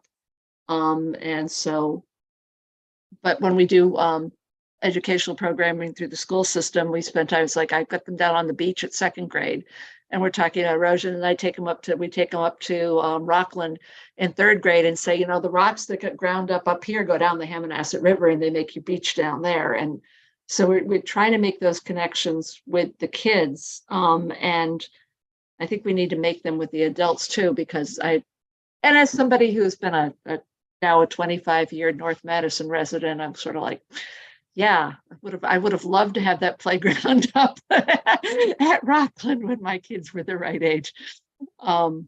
So I think that we do up here, we do love our natural resources and we do want them to be protected and recognized. And with my background being in, land use impacts on water quality, I just know that most of the conflict's going to be at the south end of town, and that's just where most of the interest has been directed up to this point. But I do think that being able to integrate the north end and the south end through using the geographic information system, I think we'll be able to do that a lot more efficiently. Great, thanks. Any other thoughts, comments? This is just the beginning, by the way, so there will be time. Yeah, Ben. I just had a couple of final thoughts, I guess. One, thanks for having this session. This is great. It's very nice to see everybody and talk to everybody. Maybe eventually we can do it in a non-Zoom format, but this is good too. And second, I just want to reiterate, land trust is not reflexively anti-development. So I think some of this, conflict between conservation and development, we don't feel that terribly strongly on our end. In the last 15 years, the Land Trust has appeared in front of Planning and Zoning to complain about a project on 2 occasions, I think. One was the Powerboat Marina at 4 Boston Post Road, where they wanted to pour 7,000 cubic yards of gravel on top of a tidal salt marsh, which got approved. And then this most recent Winter Club application. So I don't think we don't see our role as reflexively anti-development. We see ourselves operating as a partner to the town within the framework of the town regulatory mechanism and just trying to, conserve environments where we can. But along those lines, I will say that one of the main issues that sort of we've identified as a trust that's a management problem for us is this issue of habitat fragmentation, because there's always this tendency to think in terms of total acreage under conservation or something like that. No, it's an impressive total number, but often what has happened is that, these little subdivisions get built, and we see this all the time where developers will come to us like, here's our 6-house subdivision, and here's our 10% offset or our 1 or 2 acre development offset. And, we're doing the right thing conservation wise by chopping out this little, and it often ends up being this ring of parcel property that surrounds their development that they want us to take over as sort of open space, even though it basically ends up, with the request that we take on landscaping duties for the fringes of their subdevelopment. And these little chopped up parcels, these little 1 or 2 acre nuggets that are surrounded by subdivisions, there are literally hundreds of them in Madison. And the Land Trust probably has something like 150 of these that are 2 acres or smaller. And it's kind of a serious problem going forward. And so if there's a way for the plan of conservation and development to think about these sorts of development offsets and other strategies that people can have to fulfill a sort of conservation I don't know, need or goal that doesn't involve these tiny little nuggets of property that are surrounded by developments that are all fragmented everywhere. I think that would be very useful, and I would love to see that integrated into the plan of development and conservation somehow. I don't know if that's possible. I don't even know what form that would take, if people could buy offsets or contribute to property purchases somewhere else, but it's just is a problem, and I, would like to just sort of register that. I was just going to ask you if you could write the first draft.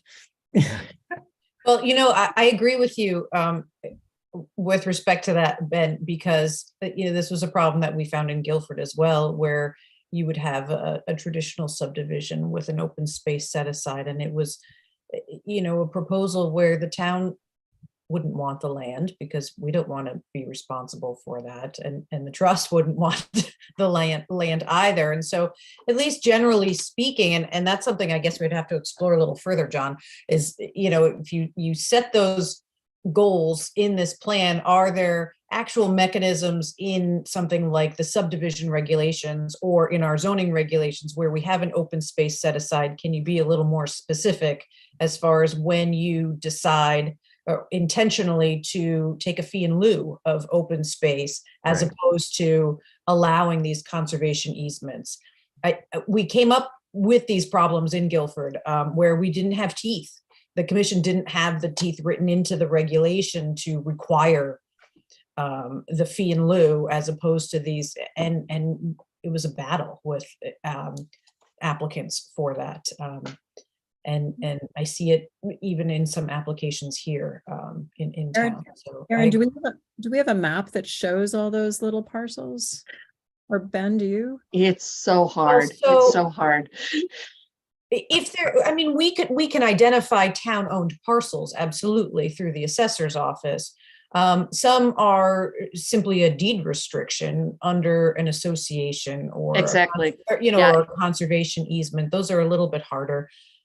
Just dating back, a lot of these were. I can send you a parcel of every land trust property that's under 2 acres, and there's probably 100 of them. I mean, it's because there was a time when the land trust just accepted every little development set aside that was put in front of it.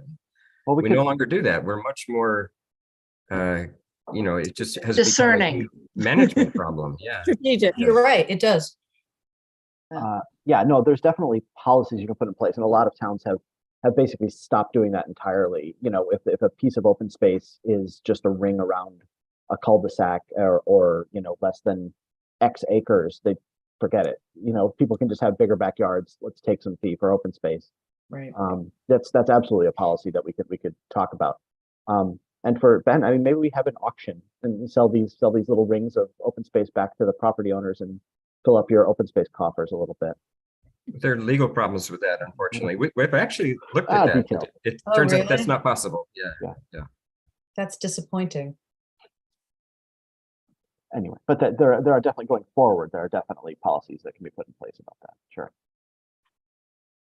All right, add that to the list. Lots of good ideas tonight. Thank there. you. A lot of good feedback and input already just in this preliminary conversation. Thank you all so much for coming. Thank you for having the meeting. Appreciate it. There will be more. Yeah. Thanks, guys. Appreciate it. Thank you. Thank you. Thank you. So heading back to our agenda. John, just to wrap, follow, so I'm gonna, we'll connect and we'll start gathering maps. And I just wanted to also highlight, we sent around a revised working draft that Steve had worked on, essentially combining the introduction and mission statement outline. So just take a read through. If you have any feedback on that, please let us know. We didn't really discuss that too much this evening, but we'll get together and we'll plan for our next meeting. We'll include natural resources again, correct? I think that makes sense. Great. Great. Thank you, guys. Thanks. John, Thanks, Steve. Thanks. And the draft looks great. You brought a lot to the table today. You're welcome. Notes. Steve's the MVP. Thank you, guys. Take care. Yeah. Okay, bye. Right. So Aaron, there are a few pending applications. We do. Most of these are all placeholders, but I do have one. Let's see. So Nine Neck Road is a subdivision that's tabled to our next meeting on the 16th. 885 Boston Post Road, as you know, you opened and continued that hearing to the 16th. And 14 New Road is pending. There is an inland wetland application on that. So provided the Inland Wetlands Agency takes action on Monday, then we'll look to do a presentation. If it looks that they're going to continue that for the next month, they may request to table into the April meeting anyways. So that one is still kind of a work in progress. And we will have a public hearing.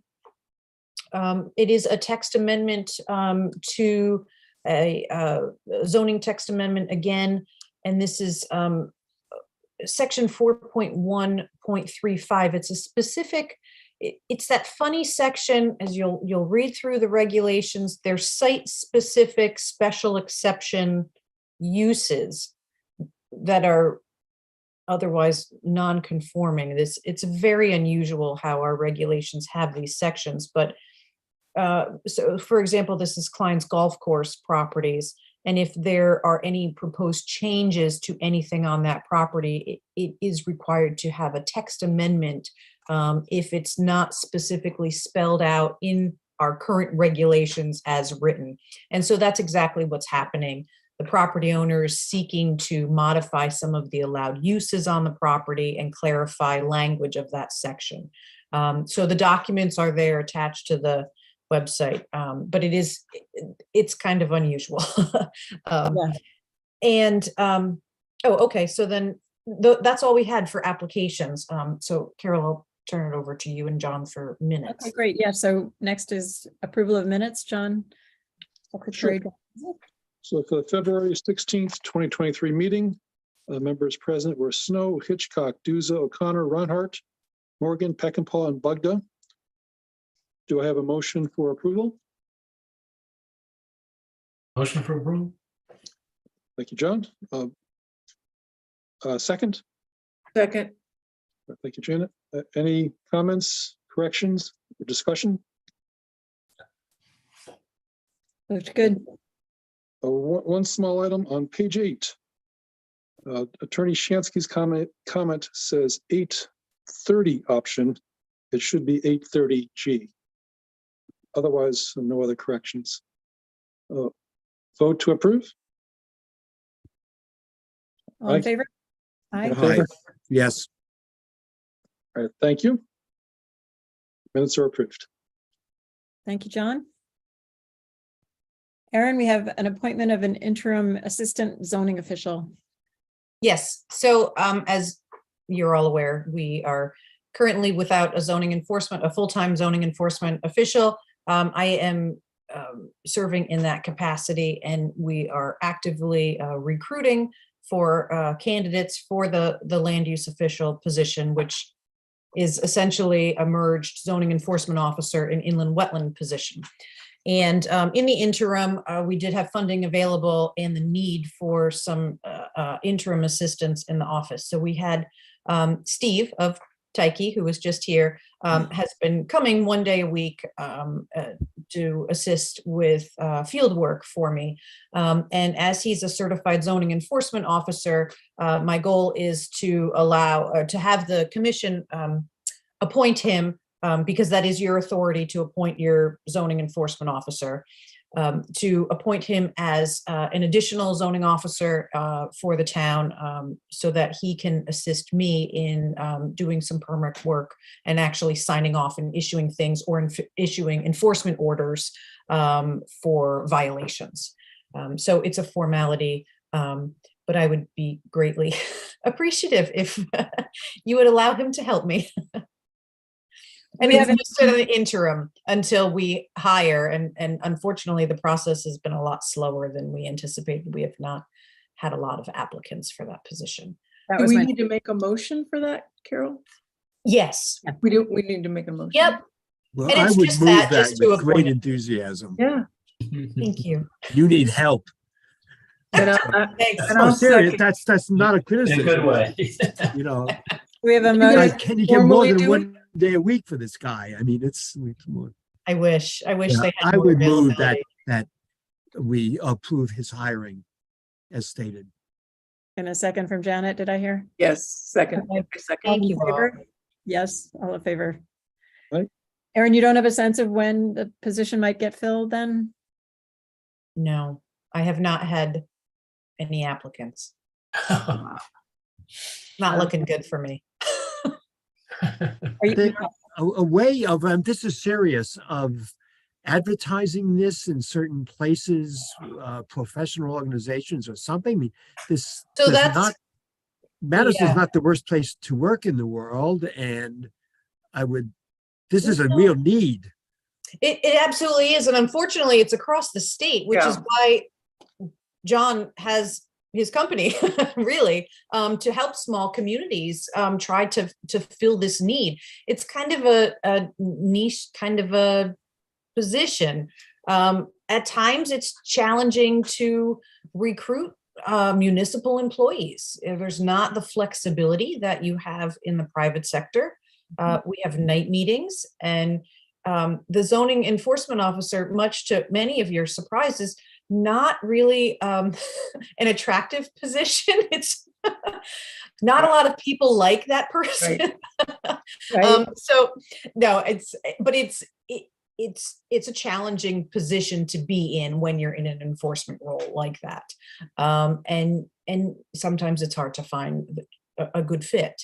And now with a requirement for certifications by the state that was effective as of January 1st, it's a little harder to find folks who are willing to go through that process and serve in the position. So we'll definitely overwork Steve as much as I can in the interim, and hopefully if they have some availability, maybe we can get them for a little while longer, additional time during the week.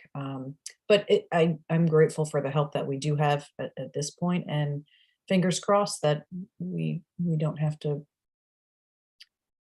balance this multiple roles for too much longer. Bob, I know two other great communities that very close to us that are having the absolute same problem. I mean, Erin's right. It's going on all over the state. It's a And we real- did, yeah, and we do. We have UConn has a listserv email for planners. The position was posted on that. I serve on the executive committee for CASIO, which is the certification, the Association of Zoning Enforcement Officers in the state. I have it posted on our website. The town has posted on Connecticut Conference of Municipalities, CCM. And I just received approval from our HR department to post on Indeed. So hopefully, but yeah, you're absolutely right. There's neighboring communities that have vacancies as well. So we're really competing against each other here. Yeah. Too bad we can't share. I know. Say the same thing. I was just going to say that would be a wonderful example of regionalization. And in some cases, we do it for our economic development coordinator. It's just a matter of manpower. You really need a full-time employee. The hours. Yeah. That's the challenge. That's what I think John's company has met so many needs in our smaller communities. Right. But in order to further staff his company, you have to pull from municipalities into the private sector. So you're stealing from one. That's true. But yeah, thank goodness. I don't, we would be, it would just be a one-man show if we didn't have their ability. So Right. they really are filling that gap. And is that the same, is the environmental planner situation the same in the same? So the environmental, issue? the environmental planner position, we have restructured the department and have eliminated that position. And what we've done is I have absorbed some of those, the planning roles as far as natural resources for from that position. The wetlands officer, the enforcement end of that for inland wetlands has been push to a land use official position. And we've created a land use technician position, which will serve as a deputy zoning officer and inland wetland officer to allow for additional staffing for permitting, plan reviews, assisting the public, and also very important is field work that we've had a little bit of a deficit in. And so then we'll have an administrative assistant as well. So today we had some interviews for filling our administrative assistant position. Our current admin, Maria Patola, has been promoted to the land use technician position. And so I'm hopeful that we'll be able to one, have her, if we fill the administrative position role, have her start filling in and gaining some of those responsibilities of her technician position. And then, you know, for now, with help from Tyche, we'll be able to balance, and I can share some of those responsibilities. But yeah, it's challenging because there's a lot of planning projects going on now too, and especially with the plan of conservation and development. So I know you're patient, and it's challenging at times as far as connecting or not leaving things to the 11th hour. So we're working on it, and hopefully there's a light at the end of the tunnel here. But it's been it's been a lot of hours during the day, evenings, and even weekends trying to keep things rolling. So How many children do you have? 4? I do have 4, yes. And a couple dogs. I don't know how you And a do it. husband who at times maybe Yeah. the 5th. Oh my Amazing. gosh. Yeah. Wow. But we're doing the best we can, and most Yeah. people are patient. But yeah, Is we there haven't had a break from applications either. You know, you've had you've had some heavy lifting to do as far as decision making too. And but I am available for you, you know, anytime you wanted to sit down or just talk about something. If you don't understand the zoning regulations, I don't want you to ever think that I'm not approachable for that, to assist you. That is my role. What my primary role is to assist the commission in planning and regulatory initiatives, for sure. And you too, Heather, because that's our conservation end as well. Yeah, that's why I was asking. I am like, you can't be 4 people for very long. It's just not going to No. work. And we do have some bigger conservation planning issues to handle and coming up. So we'll get through it. Yep. Thanks, Erin.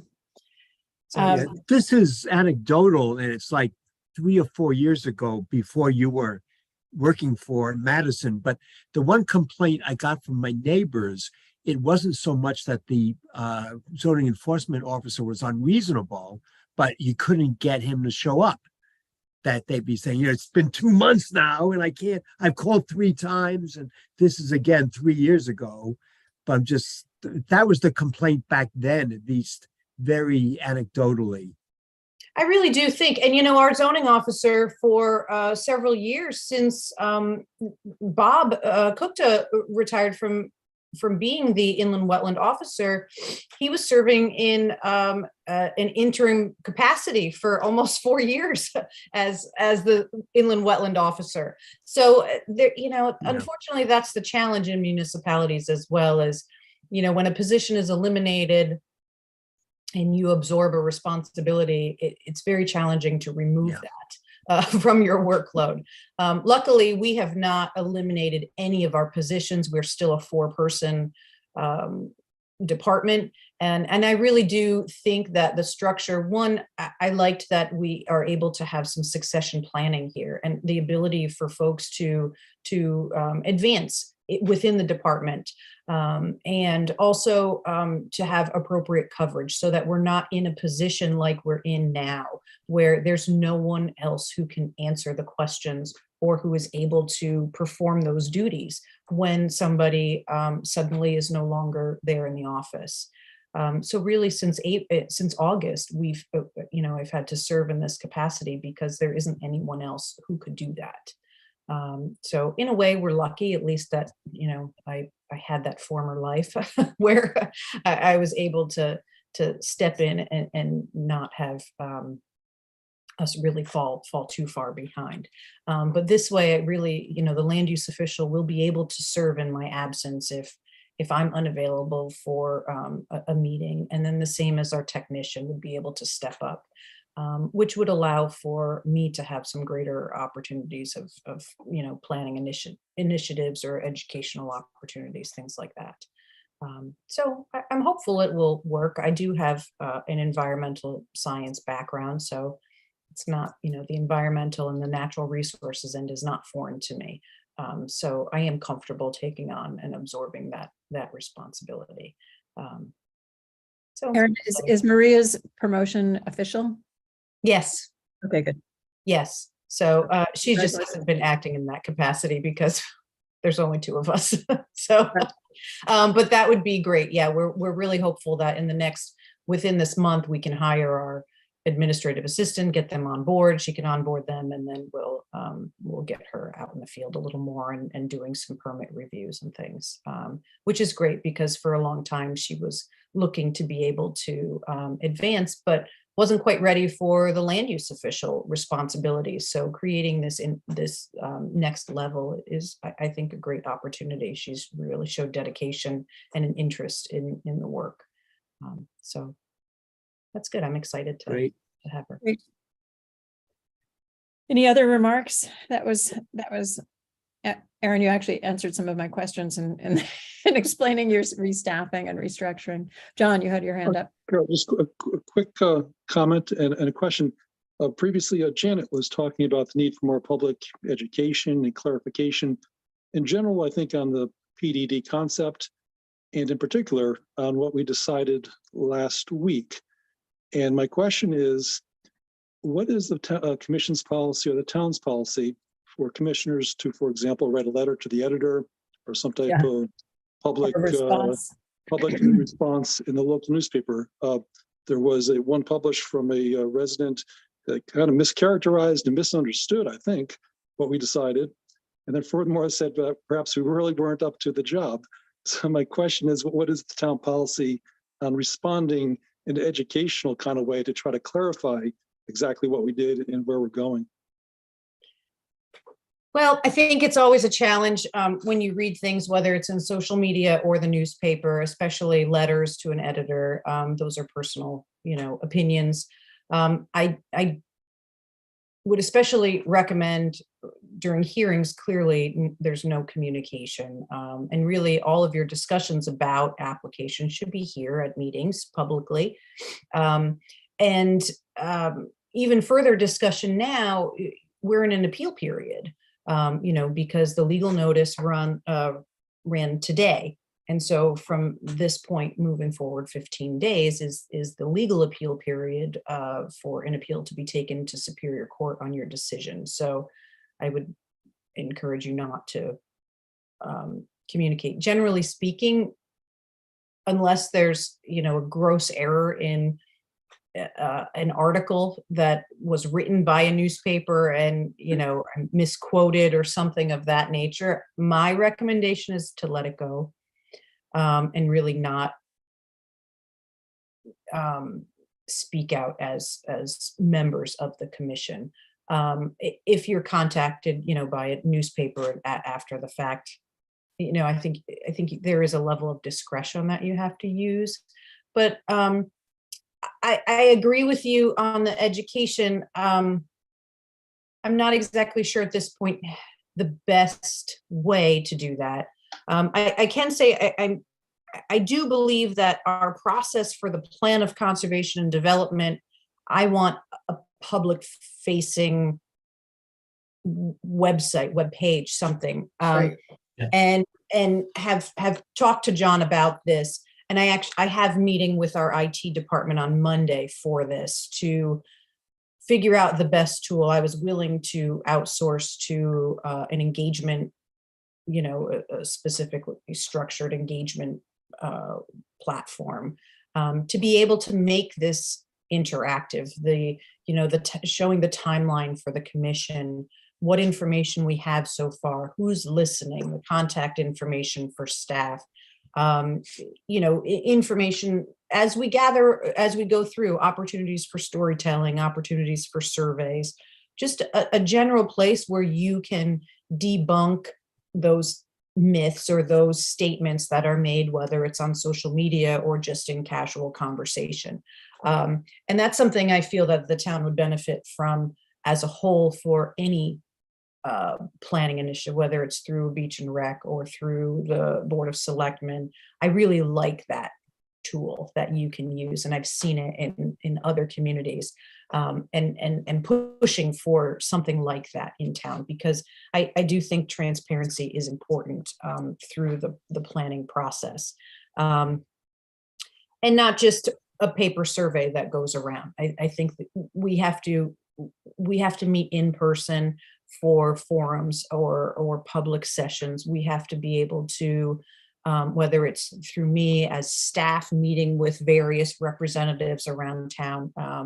For example, I've met with the Newcomers Club at the Senior Center, just a round room discussion one Friday morning. Next week, I'll be meeting with some local realtors to go over what land use is at just one of their weekly sales meetings, things of this nature that really just kind of bring town government and land use to our residents. Similar affordable housing discussion initiatives are the same way. So I think we need a variety. Not everybody uses the internet. We can't all be internet based. And not everybody wants to come out in public. So we still have to have some Zoom meetings for convenience factor, for people, but having, when we're ready to set up a room or, we serve food and we have people and you get more interaction. So all these things are available as tools for us. I don't want you to think that we're stuck in this little Brady Bunch window here, that this is the only way that we're going to be reaching out to the public. This was a first step. We actually got some great people coming to our meeting this evening, great representatives from our major commissions and stakeholders, really, who are making impact with our natural resources. So it was great to hear from them firsthand and just to kind of kick this off.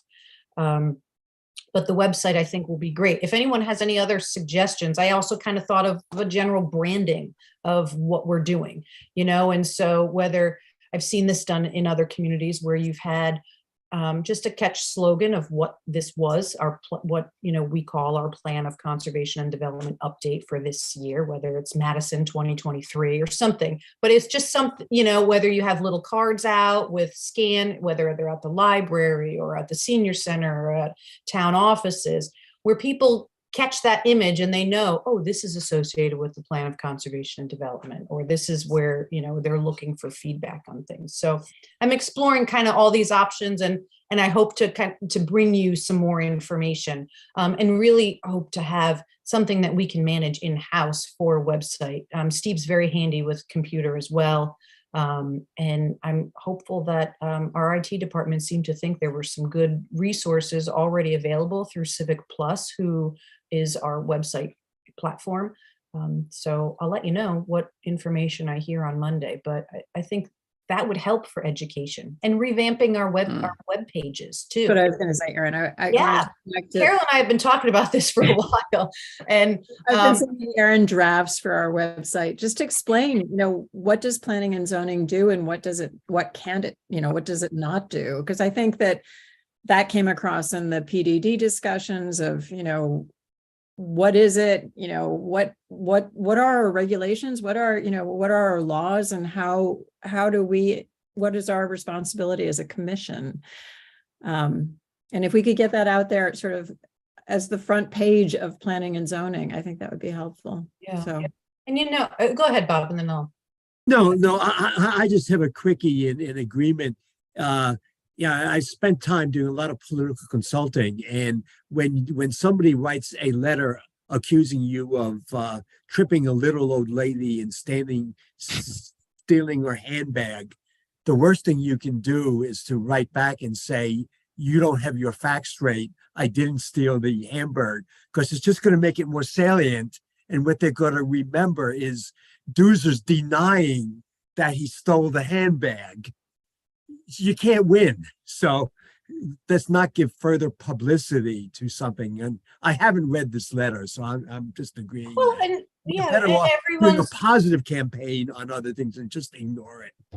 Anyway, okay. and everyone, everyone's entitled to their opinions, and that's not something that I'm looking to stifle by any means. But I think You being wouldn't able to stifle it by provide, responding, you're encouraging it. right, and I think being able to provide facts, and as you know, some of land use is not that easy to explain, right? You know, when you get into what you're considering in this sense, and I mean, look at how fat that land use seminar book is for training. So it could go on, and we could bury people in details a little bit too. So really trying to break that down where it's easily accessible and understandable on the website.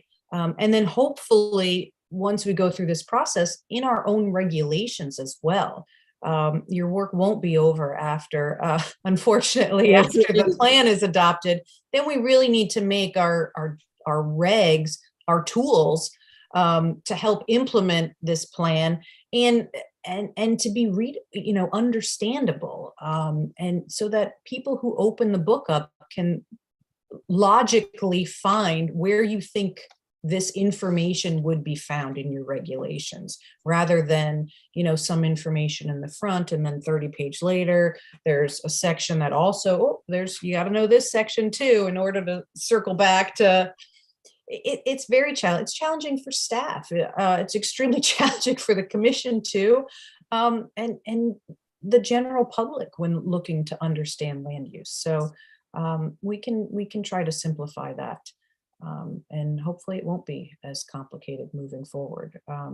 I think we really kind of need to, this concept of cluster housing or different varieties of residential development, that's going to really have to flush out a little bit during this POCD process to see what people, it's one thing to come to meetings and be against a specific development, but when it comes time for the plan and what you'd like to see, we need to hear that as well. So I really hope that these folks do come to the meetings and express what works in a development, what doesn't. Is it just, we don't want this, we like it, but we don't want it here. We want it away from where I live. I don't know, and so that's what we need to know so that we can start developing these policies and these regulations to get that vision and to make sure that that is also the consensus of our community. The plan, as we say, is not going to include everyone's ideas for the next 10 years. And the purpose of our public outreach is to gather information from folks, but then also now to use that information to find the key points and to build that consensus. And that's what goes into the plan.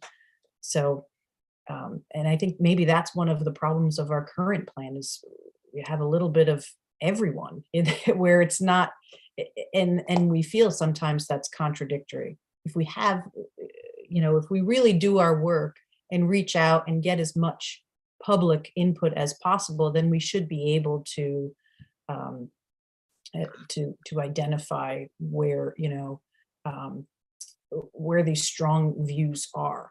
Is it in a particular neighborhood? Are there particular concerns in this general geographic region, or is it this neighborhood area or those over a certain age? Is it accessibility issues? These kinds of things. So I'm hoping we can pull out some of this information and really get to the root of why people are opposed to certain types of development now. I think we can come up with a coherent plan by taking input from everyone, which doesn't mean doing what everybody wants. That's impossible. or if we could, we end up with a mishmash that, but I think listening respectfully and being transparent, as we've been saying, is really important. I shouldn't be saying this, Madam Chair is our leader said it. here, but I think. I also see you Heather. said it has her before, hand raised. yeah. Heather, did you want to? I just wanted to go back to my previous life as working for the University of Connecticut with the Extension Service in terms of educating the public. So 20 years ago, there was a gentleman who worked, Jim Gibbons, who worked with Extension, who basically did land use planning training, and he wrote a wonderful set of fact sheets on like what is land use, what does a planning commission do? I mean, a lot of this stuff. We have those on Yukon Clear. I just sent them to the commissions. Yeah, they're awesome. He wrote wonderful things. Yeah, as one of the parents of Nemo, which was the parent of Clear, I'm still very fond of those. But they're well worth reading and excerpting. You can excerpt from them. And run little things in the newspaper about, this is why we're doing it. I think we could get some free press. I think, Sue Braden is always looking for content, and, every newspaper they need content. And I think that we could, Aaron, I'd even ghost them for you if you want me to, just to write something that's, explain it, just explain things and have a little article about it in the newspaper. You wouldn't, it could be a series that, could be very educational and yet show that we want not only to be transparent, but we want everyone to understand, so that as we're getting ready and doing this, the new POCD, that they'll understand if they go online and read it, what it's all about. Good idea. Good idea. We utilize the newspaper for our affordable housing plan quite a bit. We had some committee members who reached out. Ben Rayner was the reporter who did some of those articles. So it was useful. Agree. And they even had people sitting outside of Stop and Shop on a certain day saying, hey, would you fill this out? Give us some information. And, as unpleasant as that may seem, it's getting warmer. Maybe get down to that. If there are Girl Scout cookies nearby, that's okay. Right.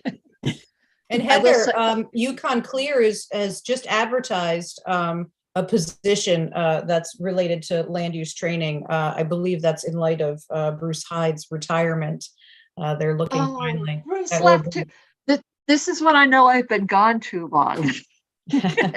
Everybody's retiring. I know, that's a big loss also. Yeah, yes, it is to have. Yeah, I will say also, when I was working for Extension, we actually had a series we wrote on Long Island, because it was when the hypoxia had started and the Long Island Sound Study was going underway, and so we actually had a weekly column in the Bridgeport paper, which was then picked up around the state, called On Long Island Sound, and we ran it through.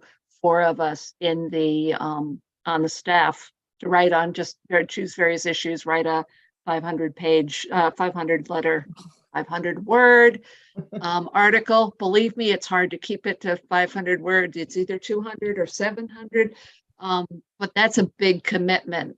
But if you have people on the commission that like to write, and you can take these things and if you make up a series, then you can put them on Patch. You can get them in the source. You can just take excerpts from some other stuff and say, this is why we think it's important. For a while, they did the Shoreline Times did run a series. They did have a columnists, like they had the people from the police station writing columns for a while, and they had Dave Anderson briefly tried to write a column. Like I say, it's a big commitment, but even if it was something you got in once a month. Yeah, at least during this process. Yes. Yeah. To call it. Especially. Well, let's hope I could set up a website, and then that I think would be a great kickoff to say, hey, here, we'll direct you here. And then we have all our materials in one place to have people come and see. So I'll let you know. I'm hopeful that we'll make some progress next week and get the green light to get this site up. Sounds good. That's all I have. I promise. I'm done. Anybody else? Yeah, I have a question. Aaron, we've had a discussion about having in-person meetings. Well, nobody wants pure in-person. There would have to be hybrid or pure virtual. And when we talked about this, there were a number of technical issues. And you're going to talk with the IT people this week. Can you get them to address those issues? Or would they do that? Well, some of it is financially restricted as far as what we have available for camera, and you know, being able to pick up the sound in the room. The owl is a little small for meeting room A, so it doesn't necessarily pick up all of the attendees in the room. The other problem, ideally we would need another person there. Oh, absolutely. Yes, that makes sense. To start either man the Zoom and so that's what has right. worked so well in the context of Board of Selectmen or Board of Finance, where the selectmen's first selectmen's assistant would be the one, or Madison Cable Access would be the one to videotape the meeting or handle the Zoom attendees.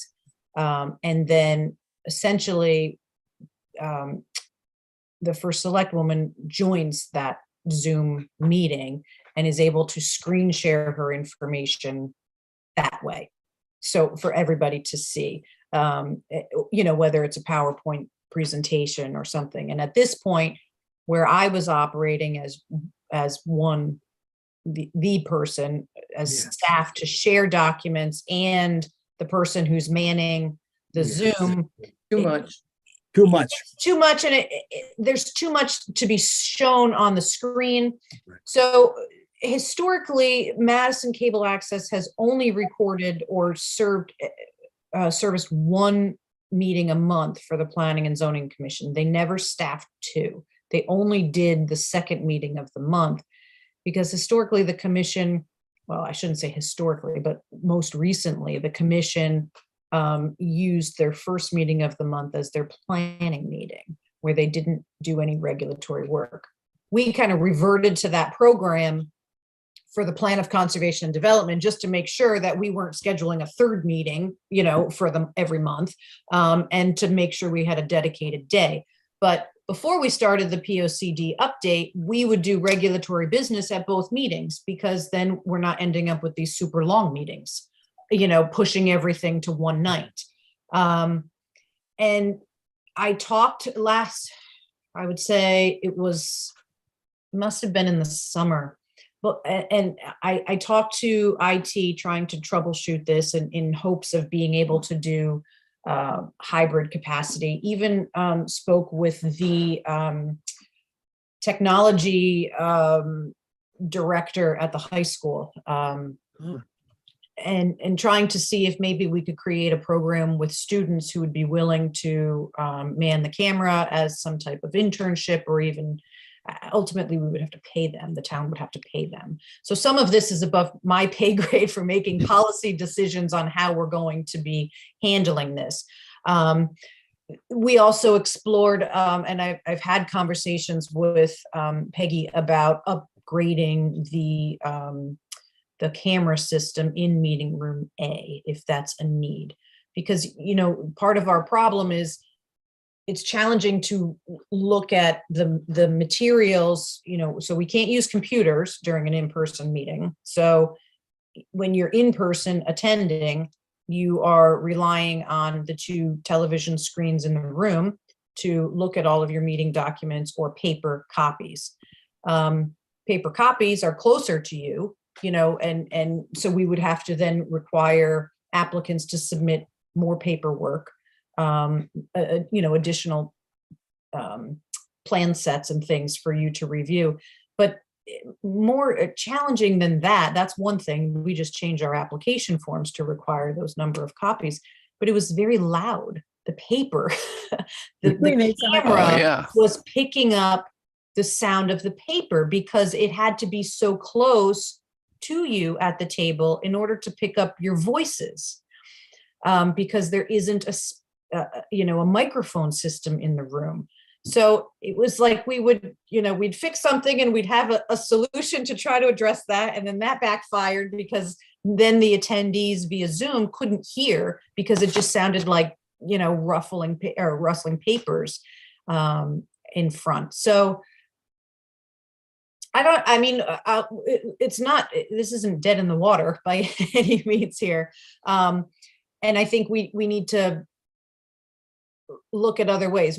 One opportunity that, we could probably take advantage of which would probably be easy, is this meeting a month. You could be in person and hybrid. I can look at the availability of the Hammonasset room, which is the Board of Ed's conference room, essentially, at town campus. It does have a better Zoom camera system, where the room itself is already connected to Zoom and the speakers. There's only one camera, but there's a large Promethean board that we can plug in my computer into and share. That could be an opportunity. I've held other committees in there, for interview purposes. With the Academy School Building Committee, we've functioned in there pretty well. It's a little worrisome sometimes to have something go wrong in one of our hearings or proceedings that could potentially prevent someone from participating or claiming they couldn't hear something. We don't really have any case law supporting appeals during Zoom meetings or hybrid meetings of claims for, improper meeting or something of that nature. None of that has come out of the court system yet. I don't know if any appeals have claimed anything like that. I don't want to be that guinea pig who has that situation. So of course we want it to be perfect. It's not a perfect situation at this point. We haven't figured that out.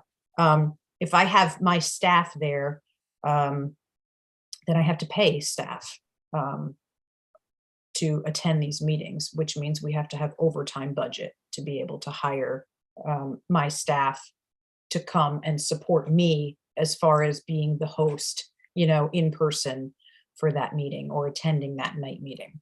Erin, what if you had an internship type? Why would they have to be paid? Especially if it's high school. Well, I don't know that we would have, it has to be reliable. So no. But I mean, you said something about you would have to pay them. And I didn't understand. I mean, when I was in Essex, every year we had students engineering students from UConn who would make us a senior project. And I mean, they were helpful the entire year for us. And, it was really, I mean, we paid for materials that they needed to use. It was a very minimal, like out of my budget, it was maybe $1,000 a year. It was very minimal. Well, that's kind of where I was going with the high school, thinking, Right. Well, maybe these kids would volunteer because Madison Cable Access doesn't have necessarily the funds to pay Right. either. So, and they don't have the staffing to come to both of our meetings. That would have been my first choice, was just to say, let's just have Madison Cable Access. But we're going to have to sit down between IT and Madison Cable Access, or reach out to Dan Grenier again at the high school and try to establish something. But that doesn't help us in the summer months either, when the school is not in session. So Janet, so I don't know if it's a problem with high school kids, but at Yale, we could no longer have volunteer interns. We had to pay them. Really? Yeah. We literally, we became their senior project, so they got credit. Yeah, so getting credit in high school That's may be different story completely. Yeah, no, I only know from UConn, so I don't know how the high school, would do. I just couldn't imagine that there wouldn't be some kind of program for, an IT program or something in high school that they might be able to get credit of some sort. And they know way more than we do anyway. That's right. That's why they'd be great. I don't know. It was just just ask my daughter to figure this out for us. Right. Is she available?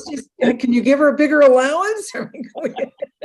No, it's just an idea. I think, not speaking for Bob, but I'm speaking for myself.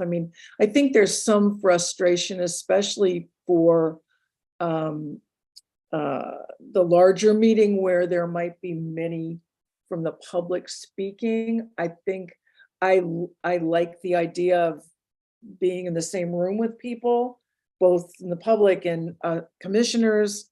I just feel like it's more realistic. It just it helps for miscommunication, misunderstanding. I'd like to see us try to move in that direction, at least for one meeting a month. So that's And perhaps the POCD meeting is the better of those meetings to. Yeah, it would be great to have that be more of a public forum. Yeah, I think, and I have heard firsthand from professionals who represent various applicants, whether it's engineers or survey, that there is a desire to keep that hybrid ability so that they, oftentimes they travel a distance to these municipal meetings. Sure. And often have more than one a night. Yeah. So, that really was the reason why I didn't want to just go back to in person, which is an option, but I think we'll get pushback that we don't have a remote option. And we're responsible, it is law now that if we have a commissioner who wishes to attend remotely, that has to be made available to the commissioner. So if we don't have a consensus. Is that just our town's rule? No, that's statewide. Yeah. That's statute now. Okay, good thoughts to be continued. Anything else, or could I have Thank you for your feedback on that. Thank you, Aaron, for sharing that. It's only 9:16. Can't we go for another hour? If you want to stay up for 2 more hours. Start to get I'm cranky. tired. Yeah. No, thanks. Save that. A motion to adjourn, please. Make a motion to adjourn? Thank you, John. Second. Any further discussion? All in favor? Aye. Good night, everyone. Thank you, Madam Thanks, Chair. everybody. Aaron, good work.